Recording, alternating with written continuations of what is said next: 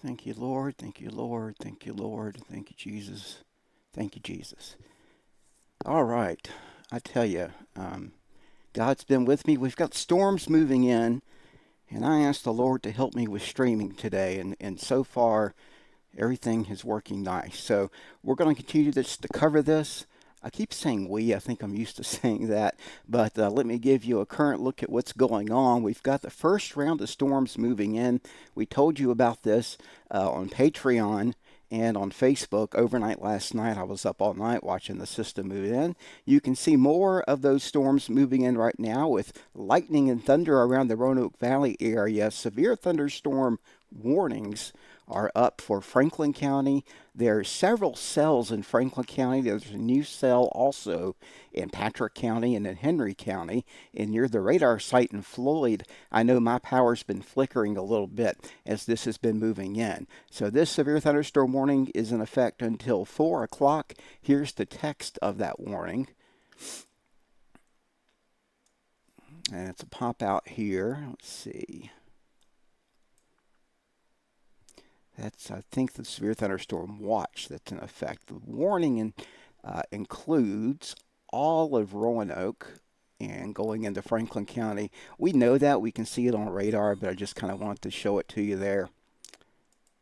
Show you the text of it as I'm reading it live here. 70-mile-per-hour winds are possible with this. You do not hear the National Weather Service say 70-mile-per-hour winds very often. So that's something that we need to continue to keep an eye on. Let's see, I have my ticker over here for you. All right. Looks like it's Boone's Mill, the Windy Gap right now, south and around Sontag and the Snow Creek. I'd watch out also Boone's Mill as that cell's moving in, but a particularly strong part of this storm is jumping from Floyd County over into the western part of Franklin County. Now, will you do me a favor? Please, as you continue to watch this, studies have shown, this is not for clout, studies have shown that people, if there's a tornado threat, and there is today, that if a tornado warning gets issued, people will wait and look outside for it before they take shelter. But the studies show if somebody gets an alert on their phone, and then they also go on Facebook and they see a stream from somebody else, whether it's one of the other guys or other women meteorologists or whoever it is, they see two sources or more, they'll take action. So it's not just about me. It's about having multiple ways to get those warnings out. It's a psychological thing that will help people, help your neighbors. You'll be the hero by sharing it. I don't care if they watch or not, but I want them to be able, I want you to be able to know that any warning that's coming out right now is as top of the line. They fit criteria within severe thunderstorm warnings, but if you could look at it on a scale, you would see it's a high-end event. And we need to treat every alert today as something that we need to share to our friends just so they can see it. And throughout this stream, it's going to continue as long as I've got power. But people will be hopping off and on. I encourage you, please stay with it as much as you can. You can take your cell phone, and if you have to go away to take shelter, certainly do that. But this is an alternate way to get exclusive data and to get it a little bit earlier, okay? So just wanted to get that out there. Dillon's Mill in the Hickman is where this strongest storm is right now, nearing the Callaway, about to get hit very, very hard. Let me show you our threat net. I want to thank our sponsor, Media Squatch. They have powered up, and I tell you what, that company, Woody, is doing a lot for me right now, and by giving me the opportunity to work with him. So I really appreciate that. Media Squatch. I'll put their information out very soon. Just had to mention that because he may honestly save me. Jesus saves me, but I feel a connection with that company right now. So um, if you need marketing, go to them. But we need to talk about the storms. All right, let's look at the fact that this storm in Franklin County has a bit of a curl to it. Let me widen out the view too so you can get an overall idea of the cluster that's moving in. This is the first of what could be many clusters of storms moving in. Now, my gut tells me as we're nearing in on the 4 o'clock hour, this may be the main one. So this could be the one that we need to watch right now. And then maybe tonight, some of the energy will be taken out as other storms try to form. But we've already got reports in from the New River Valley from a National Weather Service employee. 63-mile-per-hour winds reported in Blacksburg from the same cell. So this is a dangerous storm. Let me put a storm motion on it for you here, because we need to look for rotation too. We're going to put a marker here, and I might have to get up under this desk. I think it's going to go south of me. Okay.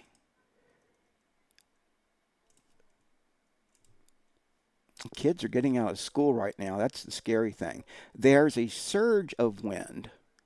There's a surge of wind. There's not really a whole lot of rotation, but there's a outward surge of wind. And this right here between Ferrum and Rocky Mount, these are winds that the radar's picking up, 57-mile-per-hour winds going away from the radar in this patch right through here. This is destructive wind.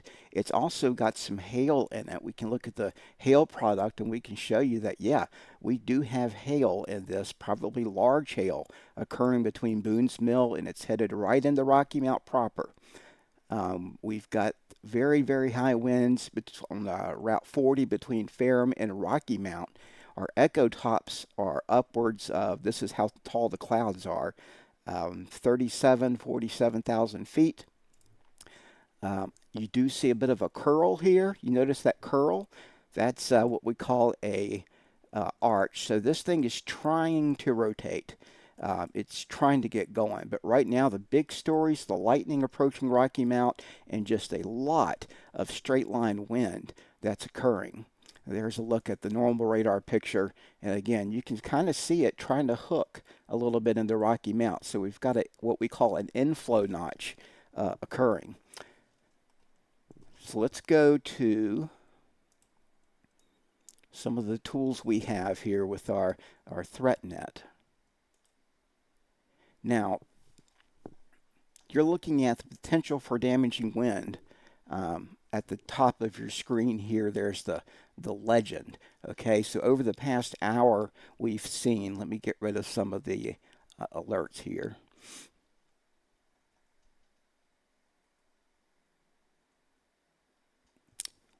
Well, I'll go ahead and still put that up. I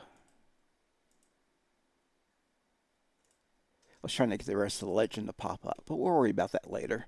But we are seeing red pop up in some of these damaging wind products that we're getting through ThreatNet.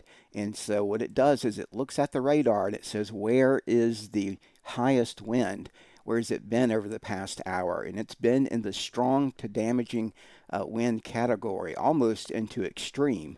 That's something you never want to see. So that's a very, very high concern right now. I'm looking also at the local version of that. And if we zoom in again, this is Franklin County. The brighter green that's over the radar is where the highest wind is. And if we go in a little bit tighter, that's State Route 641, 734, we're in the strong to moderate damaging wind category. It's just updated, getting a little closer to Rocky Mount. Not as much burgundy. I don't see any burgundy in this. I see the light green though, but this is coming in on the west side. And this is approaching Route 40 and the Blackwater area of Rocky Mount. It's pretty much going to hit Rocky Mount square on. This is mainly, it appears to be mainly straight line winds that we're looking at, but we are looking at a lot of hail with this as well.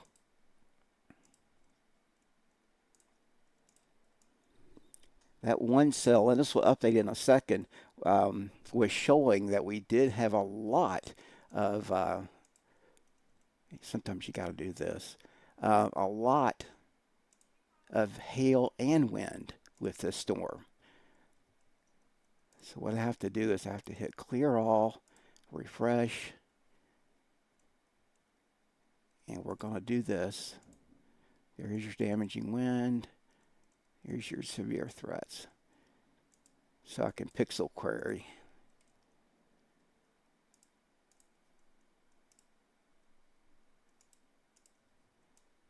All right, now let's see if it works. 1.5 inch hail approaching the Rocky Mount area and rainfall amounts of 2 inches or more. And I backed this up just a little bit to show you that earlier we had 3-inch hail reported. So if you go back in time, you can see the radar was picking up on some very large hail and a lot of wind through western Franklin County that's now nearing the Rocky Mount area.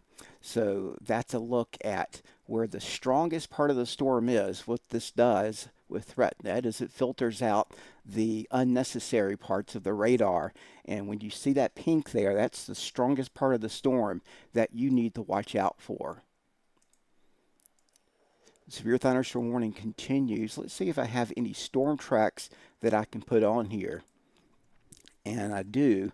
There you can see the Viper or the ThreatNet storm tracks. Notice how long these vectors are. Just newly issued a severe thunderstorm warning now for Gretna, because if this one continues on its path through Rocky Mount, it's going to affect quite a few people here. And as we move our information over,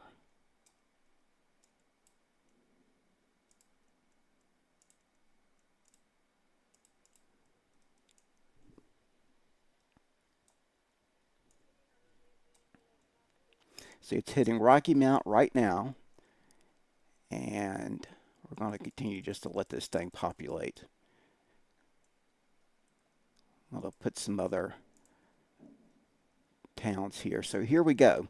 Union Hall in 19 minutes or less. This thing is moving really fast, real fast.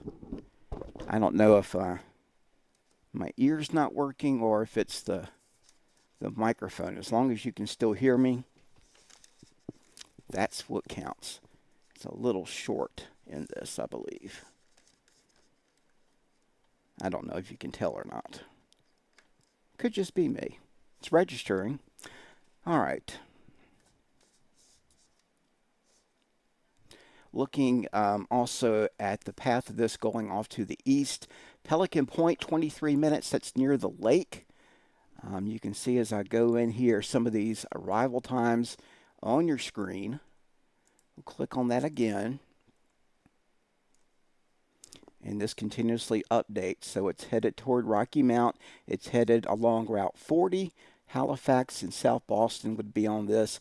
We've got a 2.8 out of 10, a 28% chance of a tornado with this particular storm. And the rain has started. Now we've also got a strong thunderstorm that's occurring up into the Henry County area. In the Martinsville, this one's moving off to the east as well. You can see that is on the north end of Martinsville. We've got some high wind there. This is moving off to the east at 47 miles per hour. And so this is going to move into Pittsylvania County and Southside probably within the next, let's see, this is for 90 minutes. So within the next hour, hour and a half, you're looking at these storms moving off to the east. For South Boston, Gretna, take cover. Alta Vista, take cover. Smith Mountain Lake, you already need to be taking cover. But Henry County also needs to be taking cover. There are additional cells, and this is going to happen today. We're going to have numerous cells behind this. We've got one in Wythe County and the Pulaski County as well. And also multiplying here, we've got high wind alerts down in the Smith County rural retreat as well. Um, that's the concern. So I need everybody to understand that this is very serious, especially on the southern flank of this storm. If I had to look at this cluster, I'd say it's right through Franklin County into southern Bedford County, also going into Alta Vista. All of Pittsylvania County needs to be taking shelter immediately. There's a or a slowly increasing tornadic chance with some of these storms. As I show you the tracks there, they're moving quickly off to the east and will be affecting multiple areas. So you may get one or two or three or four severe thunderstorm warnings today. That may actually be the issue that you have to kind of overcome. All right, now, so I'm looking at the storm in Franklin County, and you can see that the National Weather Service does have, let's put this back up here.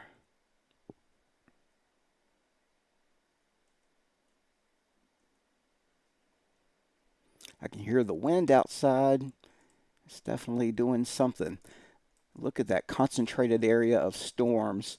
By the way, if you want to know where I am, I'm on right here on the northern end of the bear cage of the storm. It's moving east to Rocky Mount. It does have some rotation with it, but mainly it's got strong straight line winds. Now, if you go south of town toward the Sontag Sidnersville area, not quite in Sidnersville, but just to the east, you've got 55-mile-per-hour winds. We've had half-inch hail reported by Weather Spotter as well. Half-inch hail reported by Weather Spotter as well near the Callaway area earlier.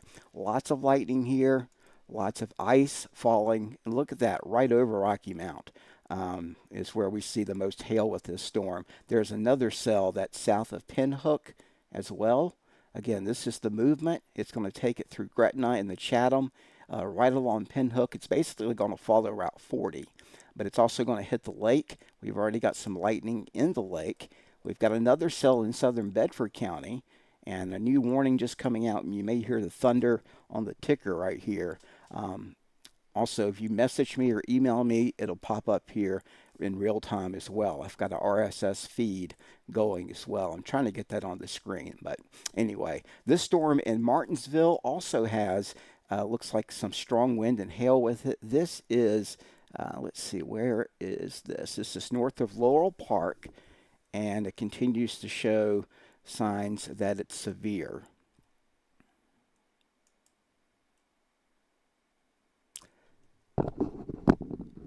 That's Laurel Park.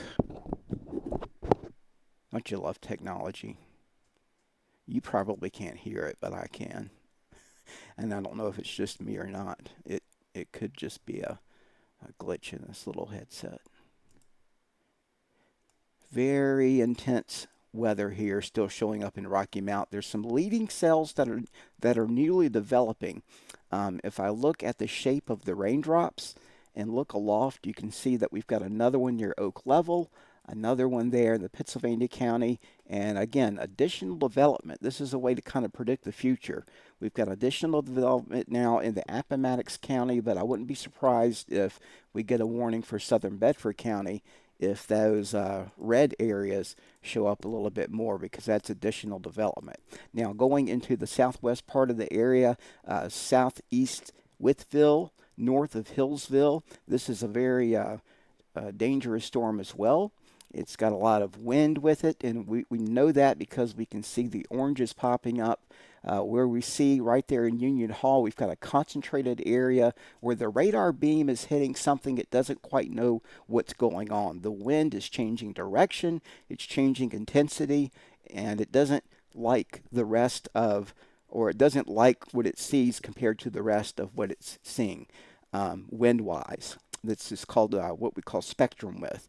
And basically, the more craziness going on, the more sheer, the more changing of weather that the radar sees in terms of velocity, it'll pop out for us here.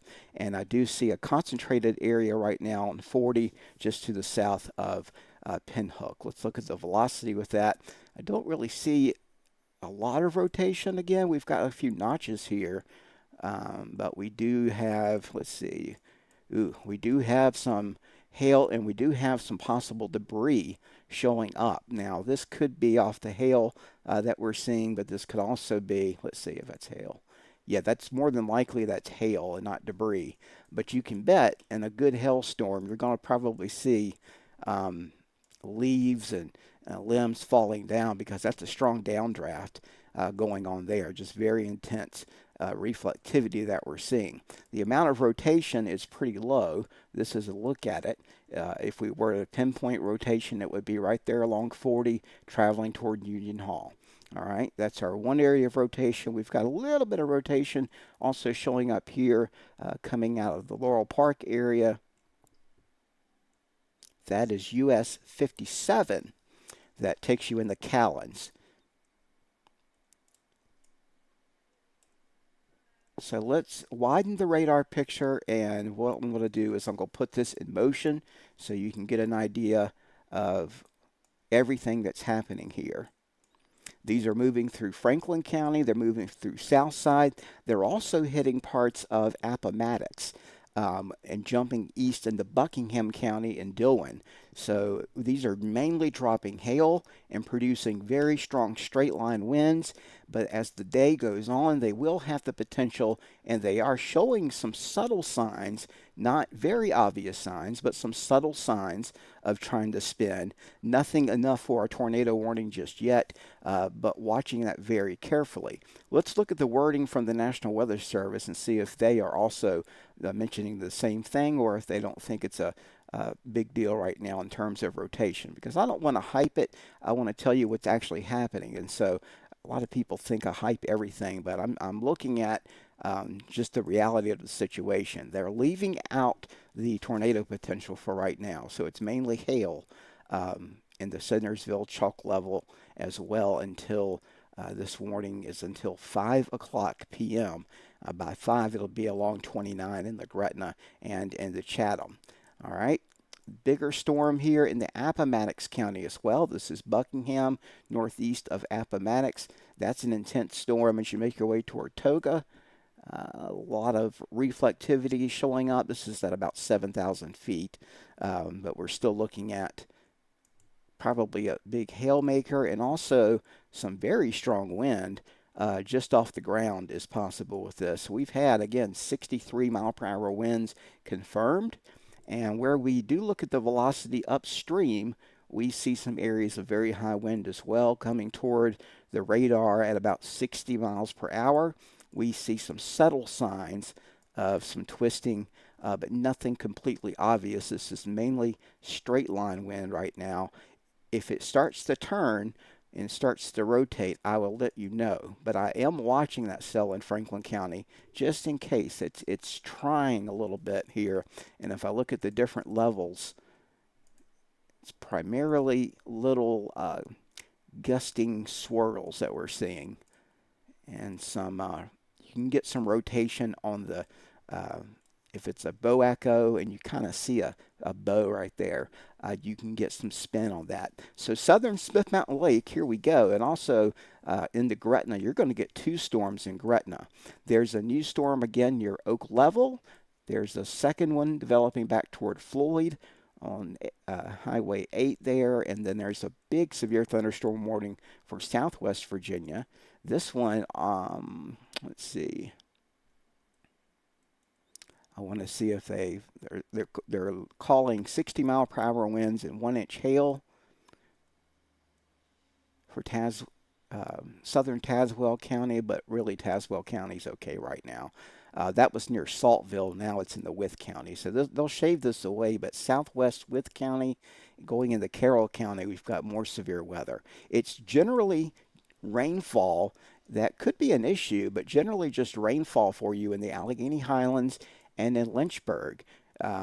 You're probably hearing some thunder and you have some gusty winds, but if you live in Lynchburg and Bedford and Roanoke, even into Blacksburg and Christiansburg, I think you're okay for right now, aside from the flooding potential. It's really the south end of this line complex going through, again, Smith County, Wythe County, Carroll County, Grayson County, Floyd County, parts of Montgomery County. Roanoke's okay right now.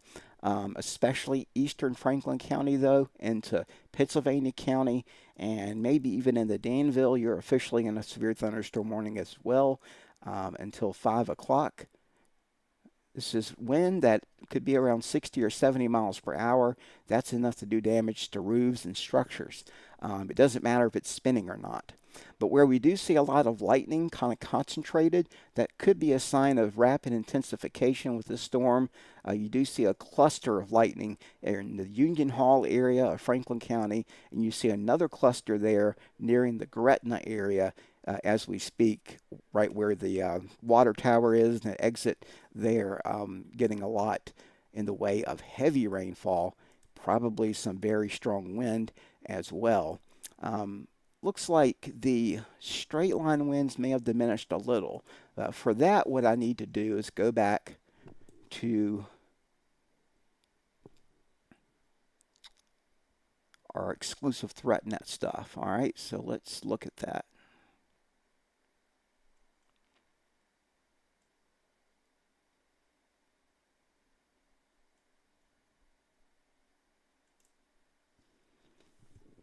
Mr. Rogers taught me as a kid to just be patient. You don't have to talk the entire time.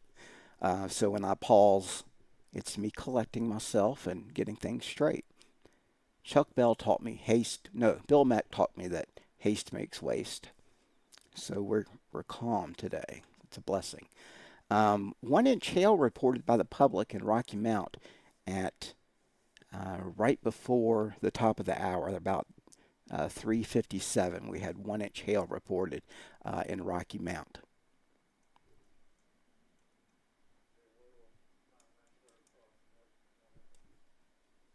So there's a look at the storms that we've got as far as what Viper sees or ThreatNet. It is not showing any spinning at the moment, but it is picking up on the damaging wind cell that's moving through. Now, just issued, we have another severe thunderstorm warning for Southside for Patrick County. And I think I can show you that this way.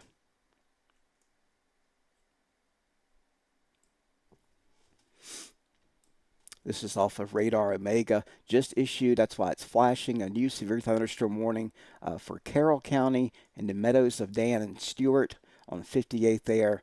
That's where we're looking at the newest severe thunderstorm warning that's occurring because of this monster cell here coming out of Carroll County into Hillsville.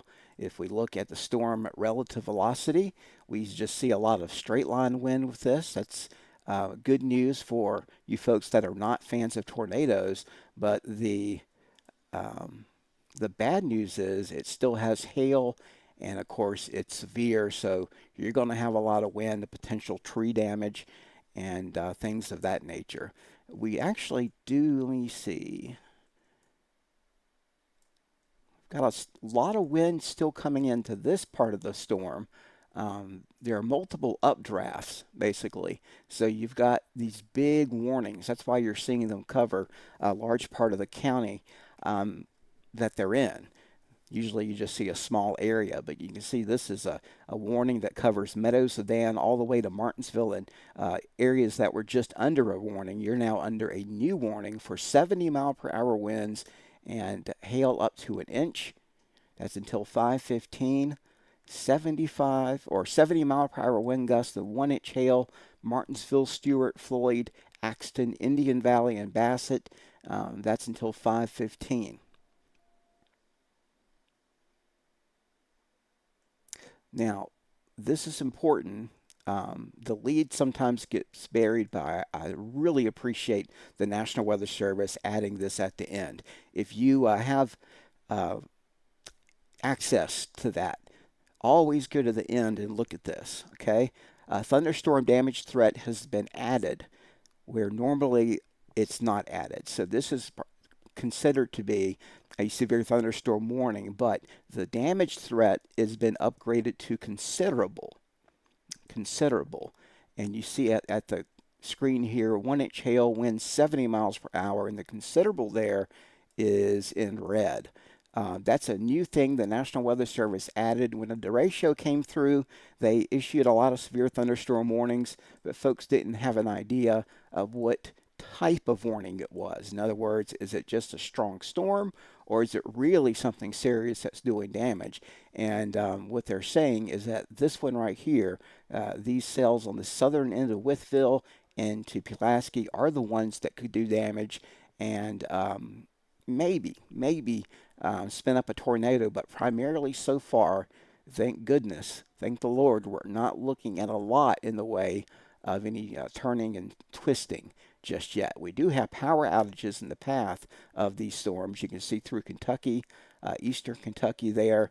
I sent out a prayer request for Ryan Hall, y'all, because he lives right there in Pikeville. He's not too far away, and he was in ground zero today with some of these storms. So he's probably got backup generators and his own power grid at this point. The guy impresses me so much. He does so much. All right.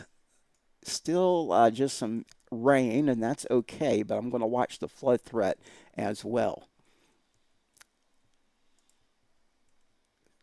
So let's go over the threat net.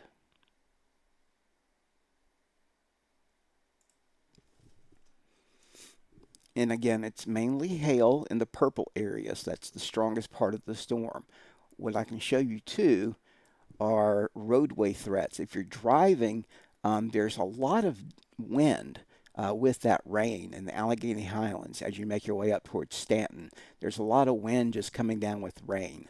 That's causing some reduced visibility. We've got some reduced visibility there in the orange. And we had a twisting storm earlier in this image about an hour or two ago. I'm going to go back in time here and show you that it did pick up on a twisting storm. You'll see it in red in just a second. I think if I can back up far enough, there it was. This was at 3:20. We had a twisting storm alert near Lebanon. So we have had twisting storms with this. Primarily now it's dangerous wind, lightning, the main threats, damaging straight line winds. Now I'm showing you only where we could have some flooding. Anywhere you see a yellow dot, that's where it's raining too much. And so we're starting to see a little bit around Christiansburg and the Radford where we're getting too much rain too fast. We've also got some very fine detailed areas south of Smith Mountain Lake where there's probably some runoff issues, and there's probably some flooding going on around Lebanon as well. The south of Honaker there on 58 into Saltville. New severe thunderstorm warning got shaved away for you folks in Smith County, but it continues in all these areas here. And I'll keep an eye on this because we have to watch the trend and see if this begins to increase as far as the flooding is concerned. You can tell the storm had a path to it. This is the actual hail. Took everything away, and we're just looking at hail over the past hour. And you can see it came out of Pikeville. It actually, Ryan Hall sent me the storm. It started in Pikeville, where he's at. It went through Grundy, War, and the Bluefield. There's the hail path through Blacksburg, Christiansburg, where we had that 63-mile-per-hour wind gust. Notice the hail path got stronger as it went through Rocky Mount, and now it's kind of holding its own as it moves into Pittsylvania County. There was a second line, or a second cell that took off here, moved a little bit right of the mean wind toward Wise, Lebanon, Chilhowie. That's the lower cell. So there's two main thrusts of storms that are developing as far as hail is concerned. So if you're tracking hail, it's probably going to near Southside very soon, getting several reports of 1-inch hail coming in as well. We only look at rainfall so far. How much rain have we seen? Hopefully this will let me pixel this. It may not. 2.8 inches in Kentucky. With some of these storms, you get a quick inch or two of rain, but so far those amounts are in check. The severe thunderstorm watch is in pink, covers most of the area except for the Allegheny Highlands. These are National Weather Service tracks, and you can see that strong storm there near Arrowhead and Smith Mountain Lake. Also, right over Gretna right now, moving very quickly off to the east. If I put a track on this, it's moving toward northern Halifax County and the Charlotte County.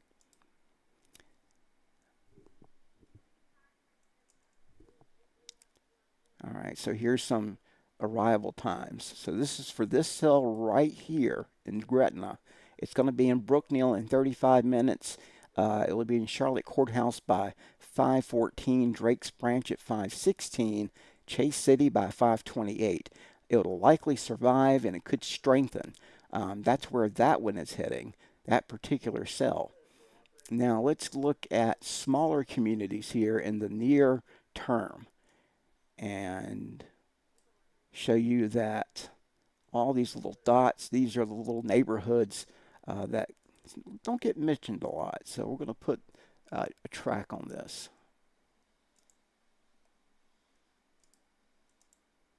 With ThreatNet, we're going to put our max way up so we can get as many of these little dots as possible. Let me move this over. This is sponsored by Dot the Weather Cat, who is on her pillow. She's right there. That's the Weather Cat. She's okay. That's her standby position. She's got her own computer monitor too. I don't know if you know that. All right, Gretna, Patrick Henry, 38 minutes. Let's go to the near term here. And I don't know these areas, I have to admit, but if you're in the path, you know them. Straightstone, Hermosa, Cody, Hickory Grove, North Stanton, Leda, Stovall, Republican Grove. I've driven through that curvy road that takes you toward the Raleigh area if you can take, I think, 86. Melrose, Volans in 29 minutes, although new cells are developing. Perth, Acorn, Morford Mill, Liberty, North Halifax, Loftus, Catawba. There's a different Catawba. Nathalie and Brookneal in 35 minutes by 4:54. Sugar Hill, Patrick Henry, Crossroads, Carrington, Aspen, Aspen Wall, Providence, Watkins, Mount Laurel, Neils Corner. If I've mentioned that little spot for you, that's because this is the track of this storm as it's going to move east very quickly. That particular cell anyway. Now there's more cells out behind here that are still moving in. If I look at the one in Patrick County, that one's actually moving more into Franklin County. I'm putting a storm vector on the one in Galax right now.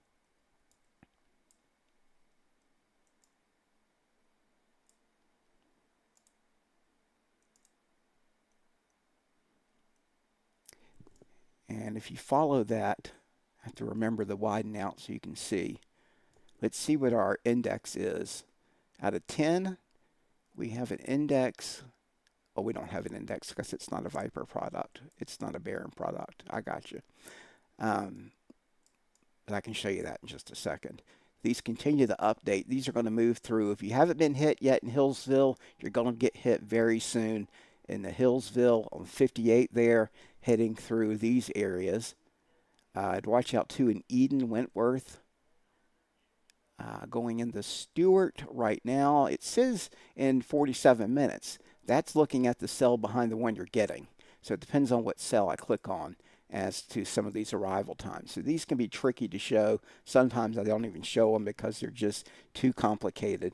What we can do is show you our future track here. This is something that is a ThreatNet only product, and you will not see this anywhere else. I'm just telling you, you won't. This is a MIT program that's based on growth and decay. It's a simple algorithm that looks at how fast is the storm moving. Let's extract that and put it into the future. All right. So it updates every 5 minutes. It looks at each radar and updates every 5 minutes, looks at intensity and looks at overall movement. So now we're looking at 435 going into 455. The cells continue moving into Halifax and South Boston by 5:10. and they will continue moving into Chase City, Martinsville. By the time we get to 6:15, this is what the radar should look like if this is correct.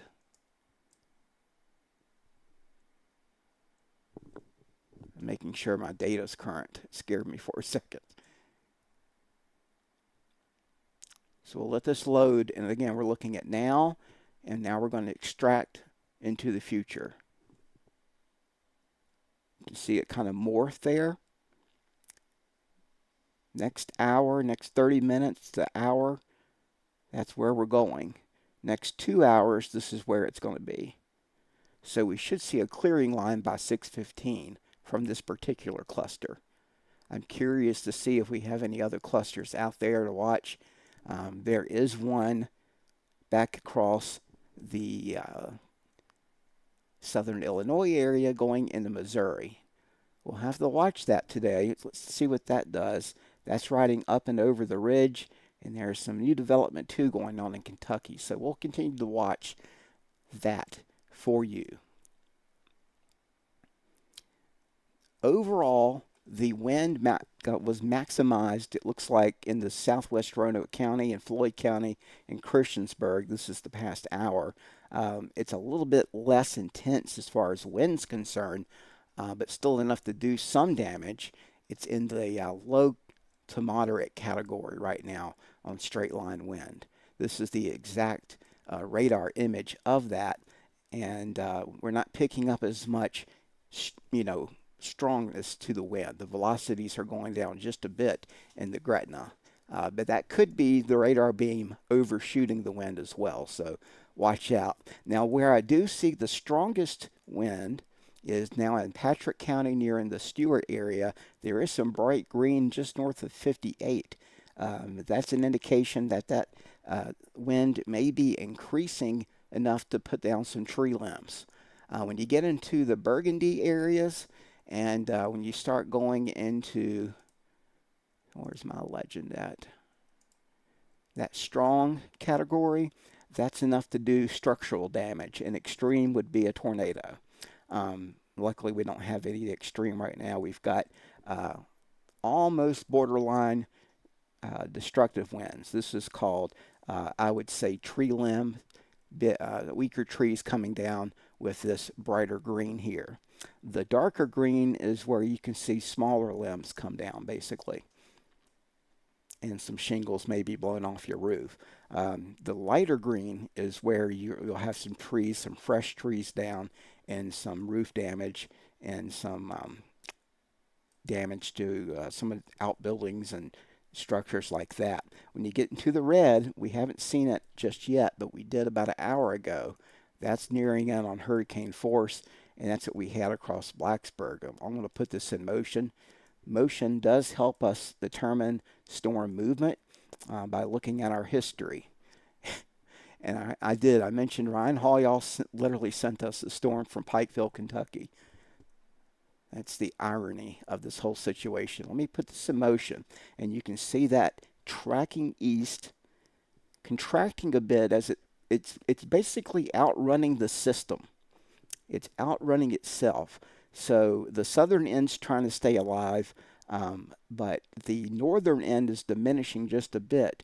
But still around the Charleston area, we've got some gusty winds there, mainly just wind and rain, nothing turning at the moment. But you can see the progression of that Burgundy area that was enough to do damage in some parts of the area.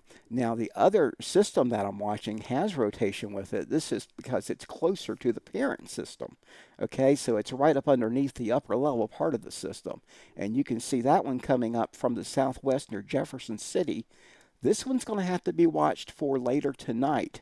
And this is the one I was talking about on Patreon that could ride toward Louisville and the Lexington and Cincinnati, Lexington, Kentucky, of course, and then cross into West Virginia and maybe into our area. The question is, will we have enough instability left over for this to work with?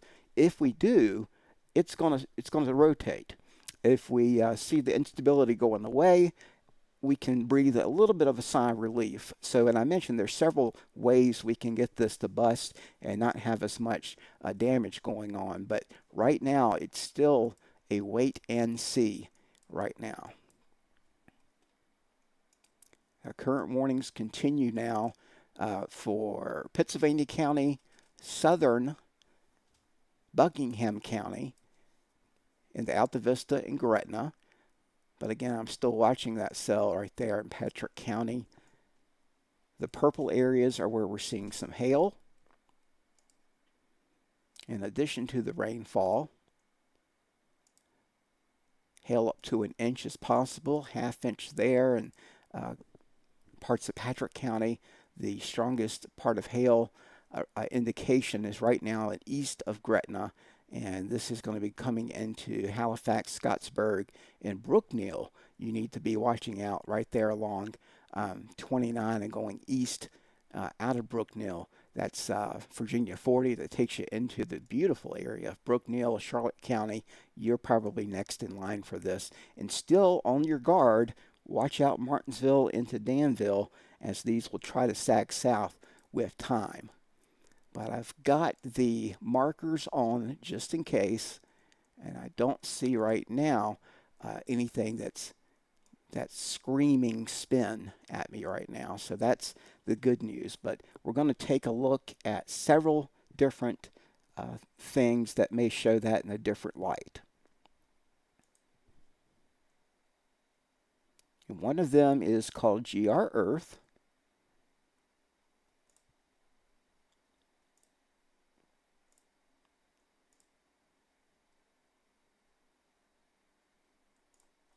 Here it is. Now these are the winds at 5,000 feet. They're more or less in a straight line wind fashion. So this one again outran the major storm. The wind is moving parallel or right with the motion of the storm. The area that's I'm concerned about for rotation is going to be showing up as this wind starts to come in more out of the southwest, and that's that second system you're seeing right there in Kentucky. What I want to do is show you the last hour of rotation. All right, so just looking at the past hour.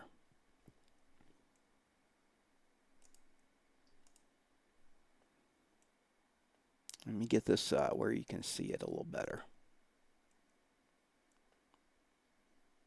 All right, it's not the most colorful map. That's a good thing. But this quantifies where there was spin. And you can see there was some broad spin. There was one area of tighter spin in the Floyd County toward Ferrum about an hour ago.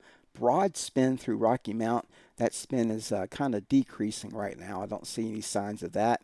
But on the southern end here, this is the part from Marion and the Galax that may try to hook. And in fact, right now in Carroll County, I'm seeing a little bit of a hook showing up. Let's look at our significant tornado parameter and see if that's going up as well. We'll put the meso overlay or the meso fill on here. Significant tornado parameter is decreased where it's raining, and we talked about that.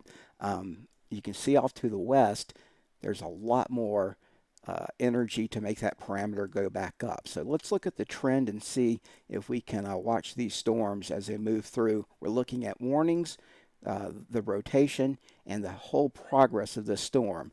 By the way, when it loads, you're going to see something really wild. You can see the top of this updraft going up into the air in the Farmville.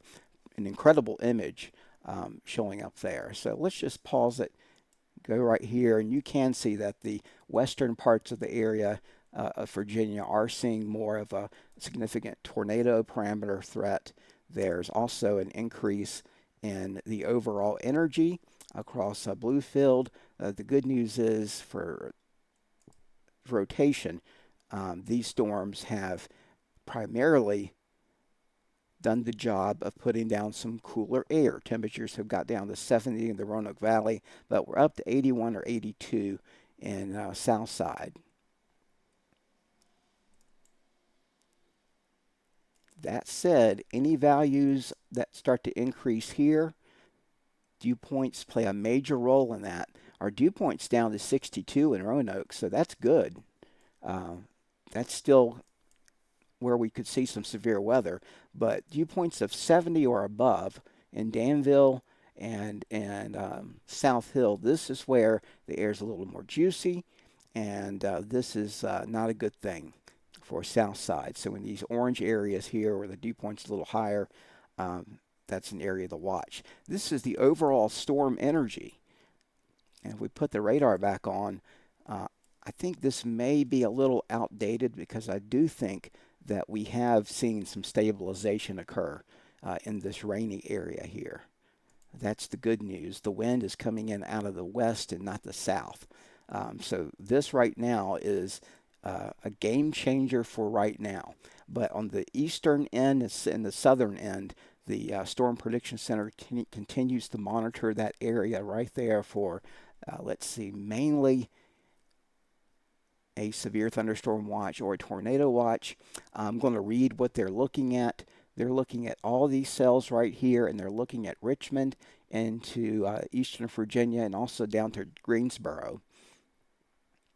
Earlier supercells have consolidated into a pair of clusters. I noted that there was two clusters, one moving from Kentucky and the far southwest Virginia. How this activity evolves east is rather uncertain. The recent runs are insistent on the activity weakening as it moves across, with mesoscale ascent tending to focus north ahead of the remnant. I'm trying to decode this for you. Circulation over northern West Virginia. Basically, it's saying it outran the system. Still, however, we have deep layer wind shear, speed shear, coupled with a rear inflow jet that could support another focused swath of damaging wind and embedded hail into the late afternoon and evening. A 60% chance of seeing that watch continue for this area that you see highlighted. That's the area of danger right now.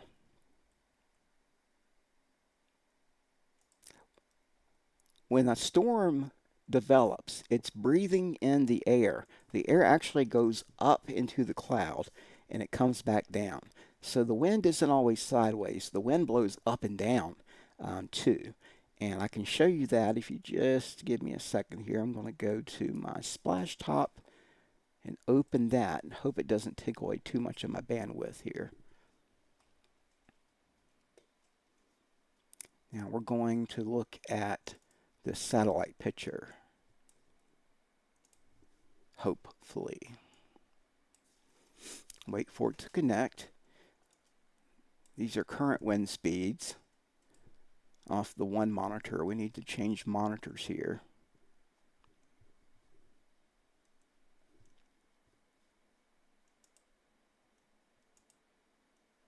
There we go. This is the satellite I wanted to show you.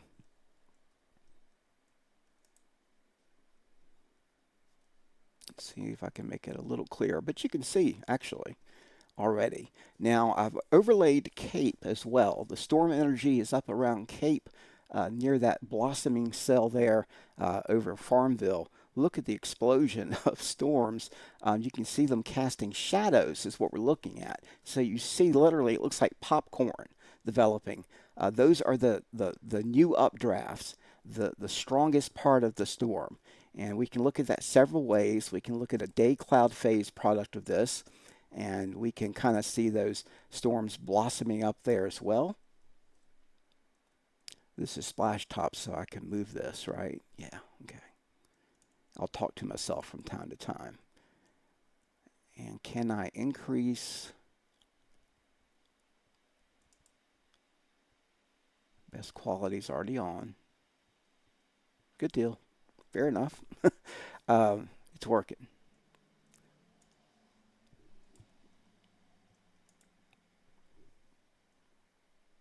I'm going to overlay counties. That's what I meant to do.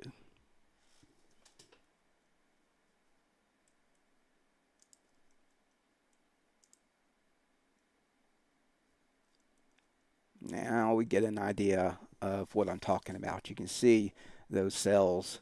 Let me take this out. There we go.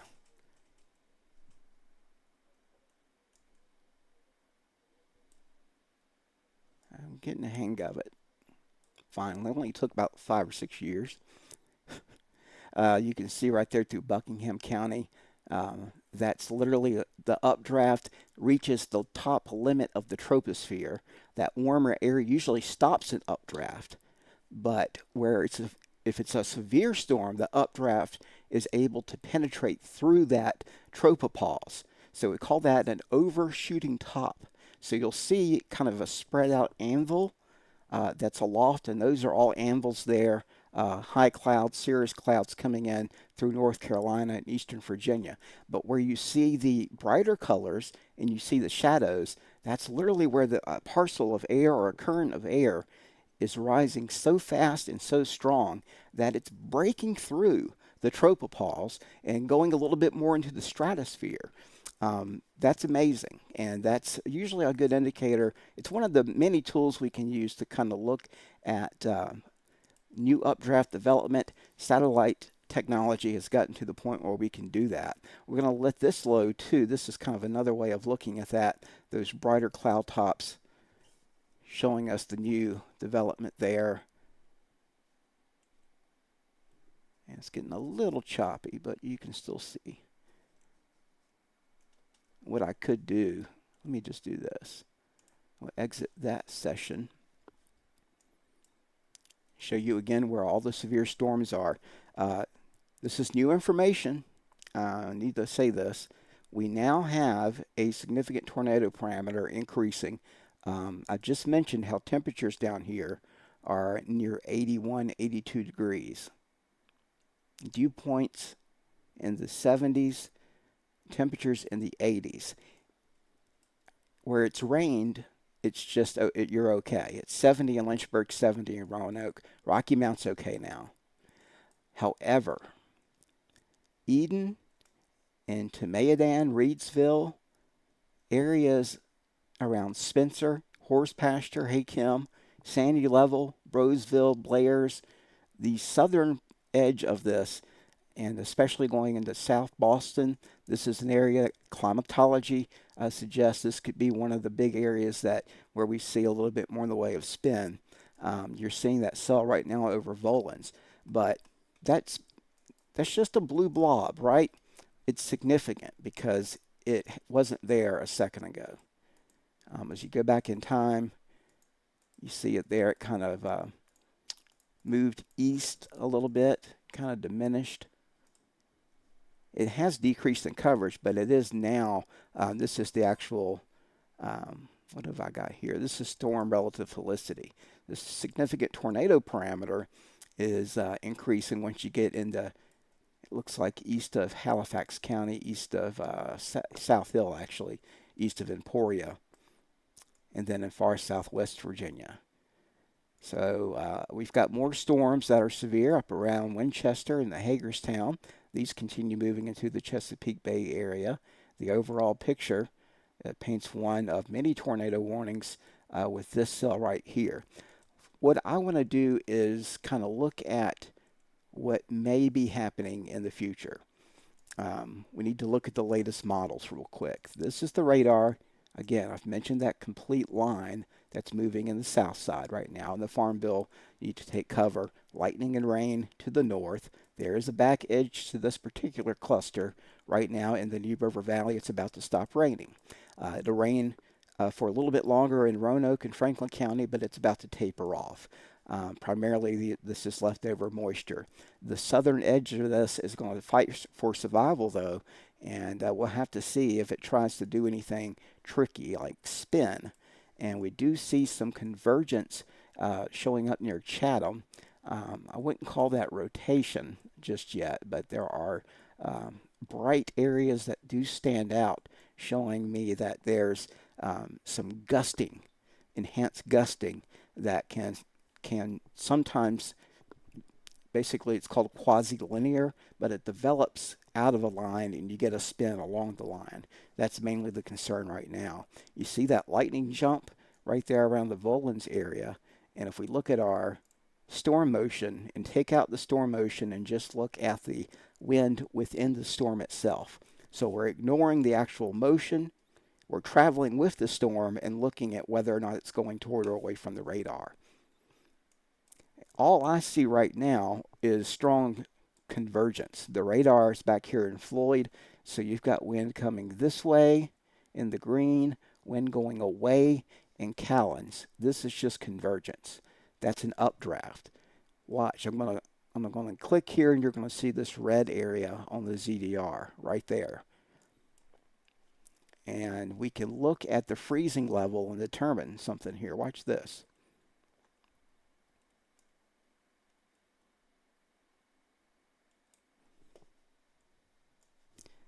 We're going to draw a line.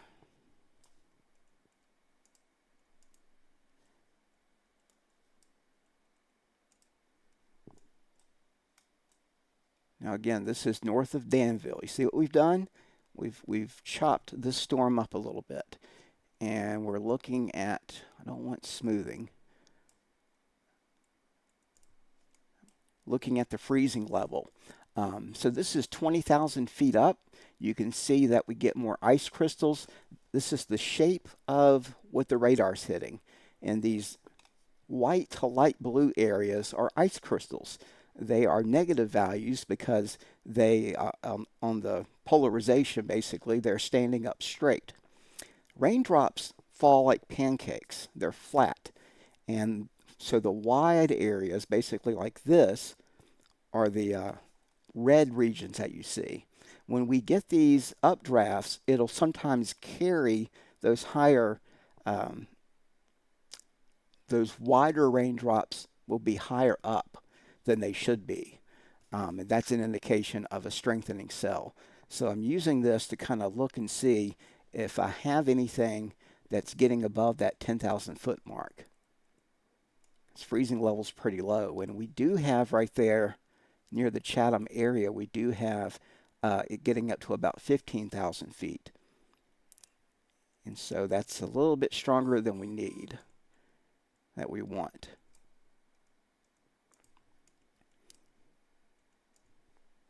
You can see the hail core with this. That's likely hail suspended aloft. What comes up has to come down. And you can see that there. If you're in Southside, please continue to share this.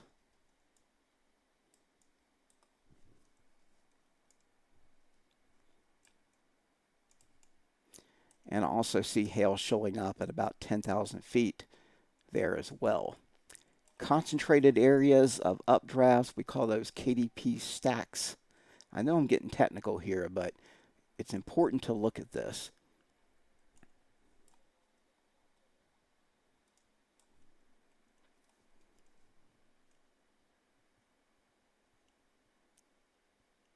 What is the jet stream doing? I'll show you that in just a second. Here's an outlook of your warnings from WSV3. You can see temperatures here, 84 degrees out toward Chase City and Danville.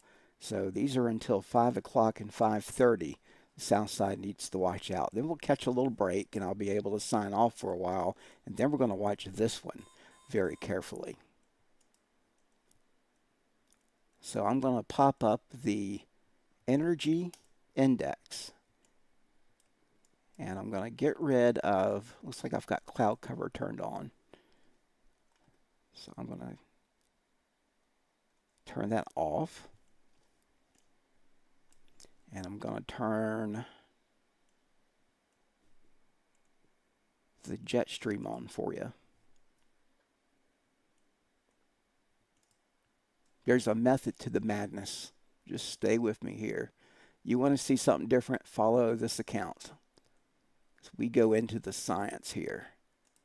And the science is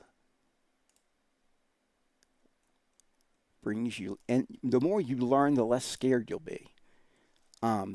It's not even to create fear as much as it is just to make you aware of things so that you're not as scared if this ever happens. Trying to look at a color palette that blends nicely with what I've got showing up at the surface. What is Jamie talking about? We're gonna smooth this map out a little bit, okay?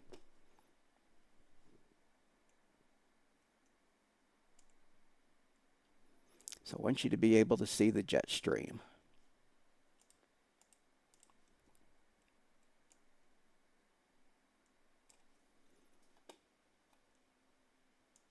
I'm actually going to turn off the energy index so you're just looking at the overall jet stream right now.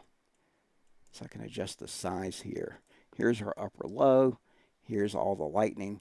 Here's the one. Notice how the jet stream's here. We had a lobe of the jet stream kind of outrun itself and move toward the south side area. So again, this one outran the overall jet stream. This is a model, but it's a near-term model. So this is what it's doing right now according to the model. So yeah, this is the current jet stream. I'm sorry, I was looking a little bit into the future. You see a branch of it going into south side. That's why those storms are still being energized. So I'd watch out northern Piedmont of North Carolina to Henderson. This whole area in purple here is the area to watch. And that really lines right up with this region of the jet stream here.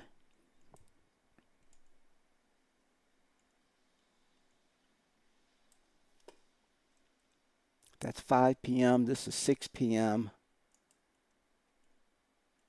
I'm going to look into the future a little bit.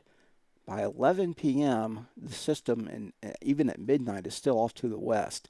There's one thing that I see here, and that's diverging jet streams. You've got the stronger wind going across Columbus and also going out of Charlotte. That may be something to keep an eye on.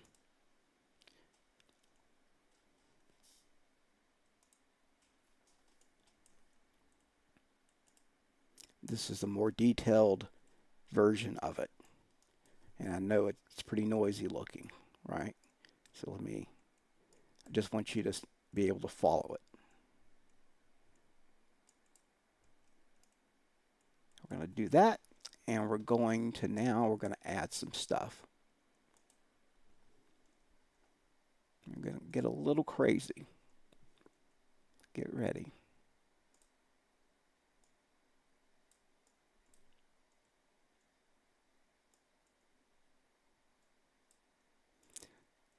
Consultants don't like this. This is probably turning a lot of people off. They can't stand too much data on the screen. I'm so sorry. I have to look at it.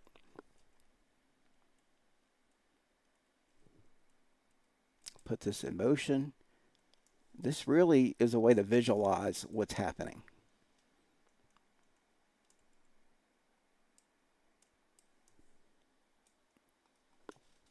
Let that load up. We'll watch it over the past 6 hours.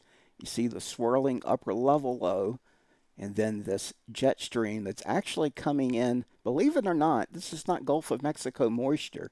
This came in from Baja California, from Mexico, out of the Pacific Ocean. And you can follow that all the way through Texas, Dallas. There's no severe weather there yet, but it's the same jet stream. You can see new development there in San Angelo. So a lot of old timers and people that used to watch the weather, you don't see jet streams on TV anymore. I want to show you the jet stream so you can see it for yourself.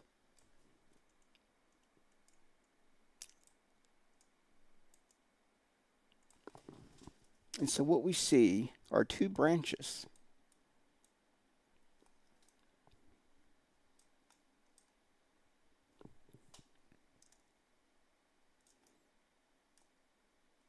I can really get at this where you can visualize it here. There's that southern branch again. Then you've got the upper low right through there.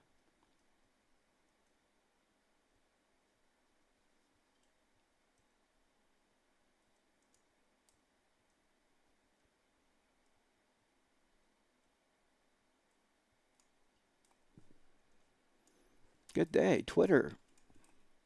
Got more viewers on Twitter right now.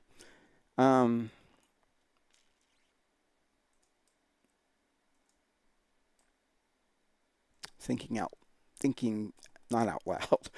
The reason we're going to see more storms is because of this jet stream that just continues to pump in that moisture, okay? But the hope is this northern branch here will bring in some drier air.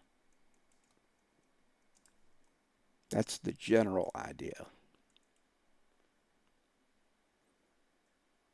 You don't like it? I'm going to get rid of it real quick.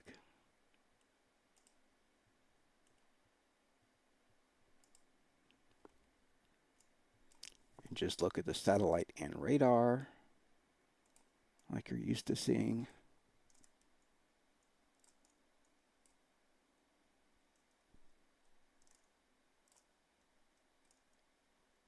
So let's look at this weakening area now through Virginia. You can see the warning still in effect for South Boston, 60-mile-per-hour winds. They're formidable storms. They have hail and they have a lot of high wind in there, but they're not necessarily going bonkers on us in terms of rotation. You can't read that very well, but this is a storm report. A couple of very large trees and power lines downed in Henry County, actually in Martinsville itself. Power lines down and trees down along Edwards Lane.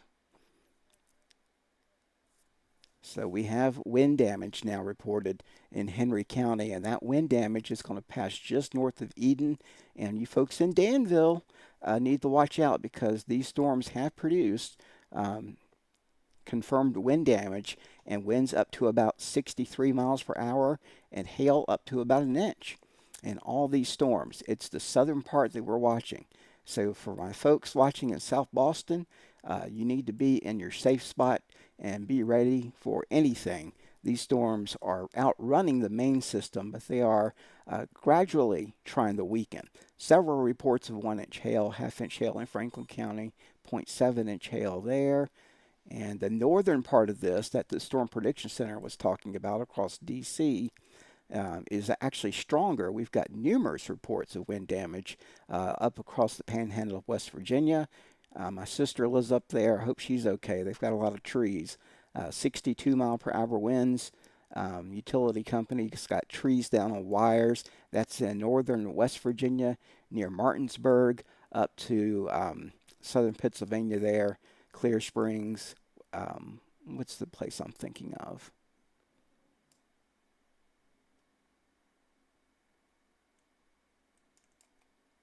Don't tell me, I'll get it. Harrisburg. Gettysburg, Waynesboro. That's that one area. So we're in the northern Virginia area near D.C. I mean, we've got all that damage. Now let's zoom back out. Still looking at reports coming in with that first storm. We're in a holding mode right now, okay? Let's look at the second area. This is the one that's intensifying. So now we're in the Missouri. And these are the tornado warnings that are in effect. Not if you're a local viewer, but this is the next complex of storms. And you can see lightning data there jumping up into the screen. If you look at it that way. So let me put this into motion so you can watch it over the past 6 hours. Now that one's getting stronger. And that's the one we're going to have to watch for tonight. You can see confirmed tornadoes in Missouri.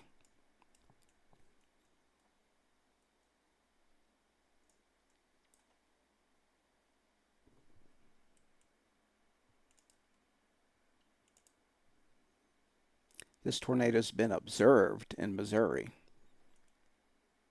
That's why it's showing up as a pink polygon and not a red one. You can actually see the hook on that thing. So this one in Missouri is pretty strong. The one moving through our area is formidable, meaning it's strong enough to do damage. We'll keep looking at that in detail here. Now I'm starting to look at some notches that are a little concerning there north of Danville. We've got a little bit of rotation trying to get going near the Blair's area north of Danville. The southern flank, as I mentioned, is what you need to watch. And a little bit around the Volans area and the Charlotte Courthouse. Broad rotation. But I am also seeing that in Henry County. You can see just a bit. We take out the storm motion here. We need to update it.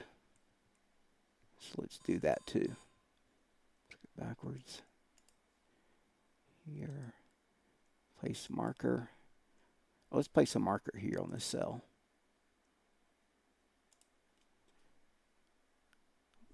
Update.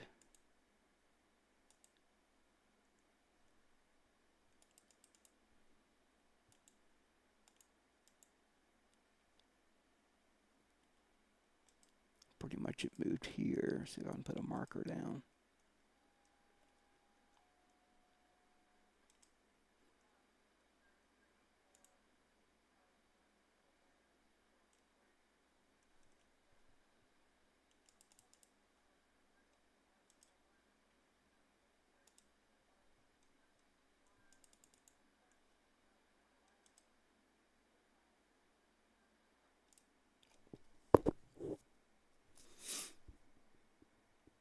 Storm motion is at about 50 miles per hour. That verifies with the Weather Service. I manually went in and did this just to make sure I'm looking at the latest movement of the storms okay.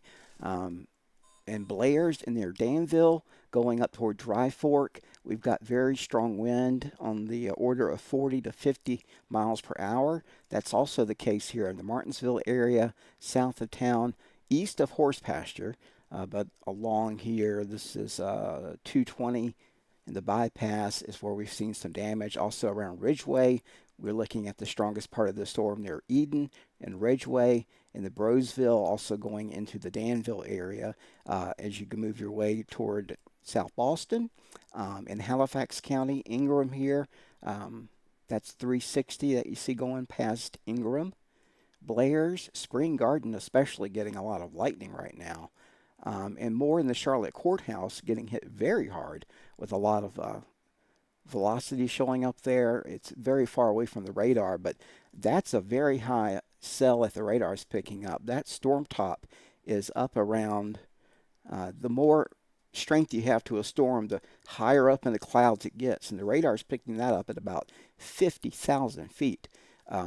So that's the hidden one that's probably doing more damage than anything. This one right now in the Charlotte Courthouse. Large hail probably. Let's look at our VIL density. Actually, the VIL density is not too bad, but it's enough for some hail. Let's take off the... Well, I like to look at the actual data. This is likely where we're seeing hail. Not necessarily. We've seen hail throughout the area today. Ingram, Blair's, toward Elmo. We're looking at hail there. Areas of rotation, I mentioned, they're starting to show up now. There's a little bit of broad rotation showing up on the northeast side of Danville, right in through here. So this is an area that I'm a little bit concerned about. The most rotation I've seen today in our area is right now in parts of Henry County. That's, or I'm sorry, parts of Pittsylvania County. There is a little bit of rotation in Henry County, but there are 1, 2, 3 little notches that stand out there from Brosville on 58. Also, if you make your way down through 41, going through Blair's and Dry Fork, north of Danville and toward Ingram, I see about 3 to 5 little swirls that are trying to get going here. And you can see them, that the differentiation showing up a little bit clearer. So this is a spinning storm now, starting to get rotation, possibly. It's not aligned perfectly with the radar, but on the north end of Danville, this thing's trying to cause some trouble.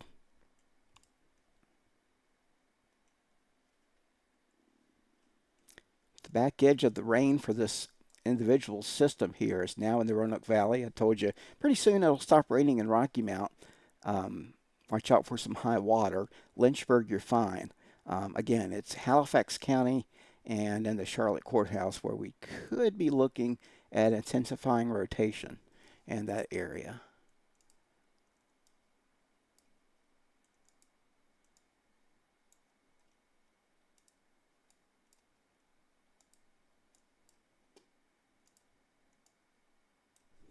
Let's go back to our hail tracker. Now this is ThreatNet's ability to see and filter out just where the hail is. You see it moved through Franklin County. It kind of weakened over the past hour, but this is the updated version of it. Now, the damaging wind is usually south of the hail, but you can see through Chatham in this area where we had a lot of hail, and we've got some minor indications of hail to the north in the Gretna, and also, again, strengthening area of hail and what we call the Bear's Cage just to the west of the 220 bypass, crossing 220 now, more than likely. We'll have to go to our VDOT stuff here in just a minute. But a quarter to a half inch to an inch of rain, maybe more in some of these areas. Thank you for the follow. Now in the Martinsville, Alton, and Elmo. That one in Charlotte County near Drake's Branch and Charlotte Courthouse getting hammered right now.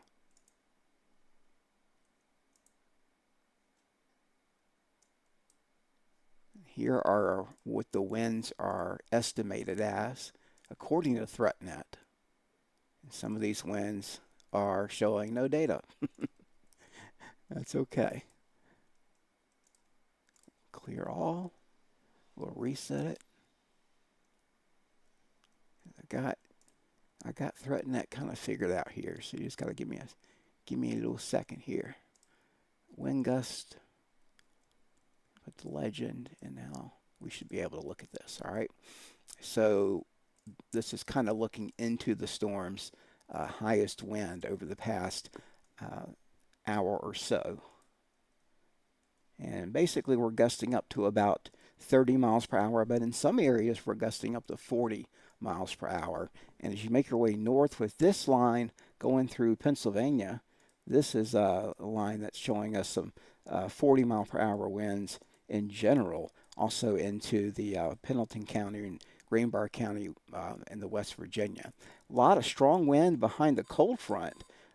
Back here we've got 55 to 60 mile per hour winds through Iowa. This is the actual front, the cooler air or the drier air that's going to try to work in behind it. So behind these storms, tomorrow, Saturday, is going to be a windy day. That may be another story that we have to kind of look at. The damaging wind continues here.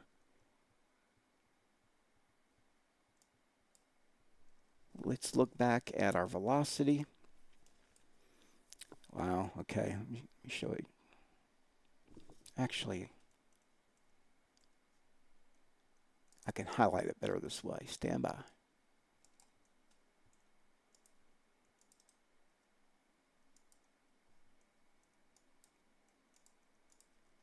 I'm going to pop up the velocity right off of our ThreatNet here and see what it shows.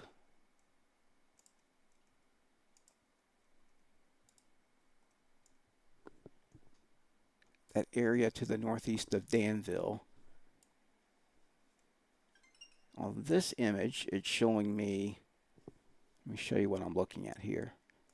On this image, you see right here, this is showing me 60 mile per hour. On ThreatNet, it does stand out. Let's see what it's showing. Wow, it correlated. Okay. I thought it might be lower, but it worked. These are estimated winds 35.8 miles per hour just to the west of Danville. And the area just north of 58 is where we're seeing winds on the order of 50 to 60 miles per hour. That's not in Danville proper right now. It's just north on 58.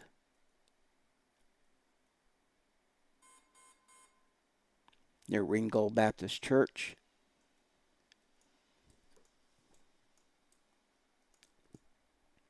.40 to 50 mile per hour winds all along this line. And then it calms down behind it, thank goodness. But Charlotte County too, 55.9 mile per hour winds. So yeah, we've got some strong wind with these cells as they continue to move east. And I'll continue to watch that for you too. Good news is the rain's falling gently enough where we're not too concerned about any flash flooding. We don't have any flood advisories. We do have one area in Wytheville that may be a little bit where we're seeing some runoff issues there in the Wythe County area. That's probably going to diminish as the runoff continues. But I do want to remind you that the ground is very saturated. So we are seeing some fog too. That could help maybe stabilize the atmosphere a little better.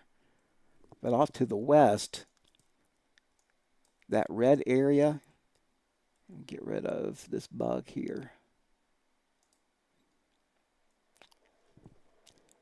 Well, can't see it like that, but well, I have to work on this legend here. That is rotation where you see the red. So that's our second cluster that moves in.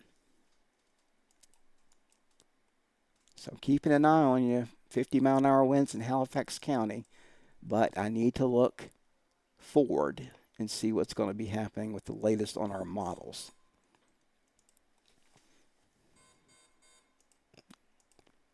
Some of my technology wants me to keep updating here. That's an old image. We're going to log in. Anybody want my WeatherTap password? I'll let that load.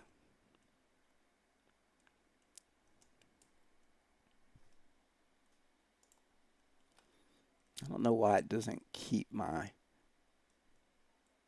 preferences set, but that's okay.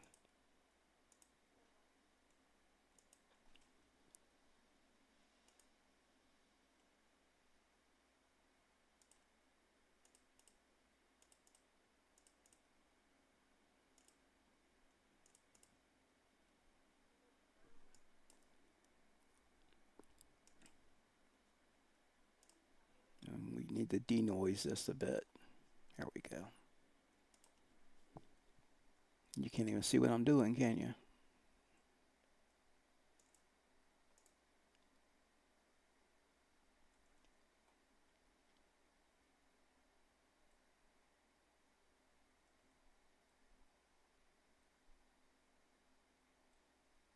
You will. Stand by.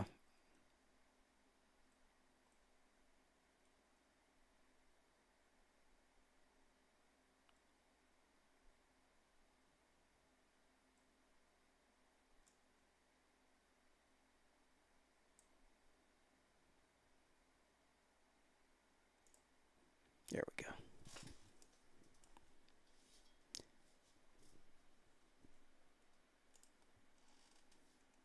So again, out of the Blacksburg area, these are the wind reports too. You can now read those.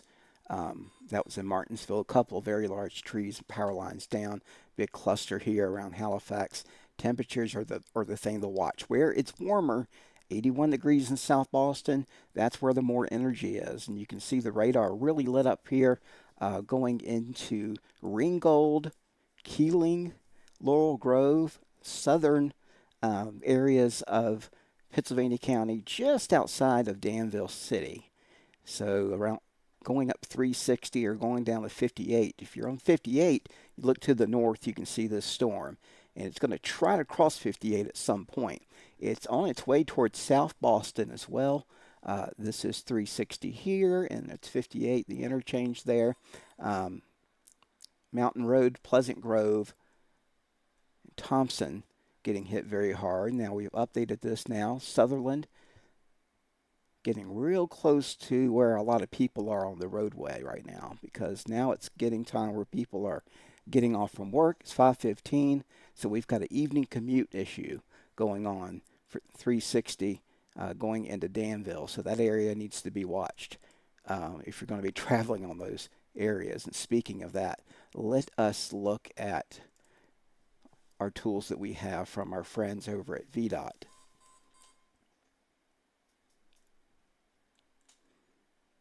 Don't need road work. I do want incidents on here.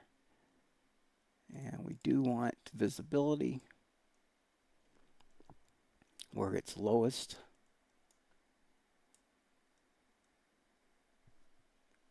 Any road closures are going to show up here too. We'll put our cameras up.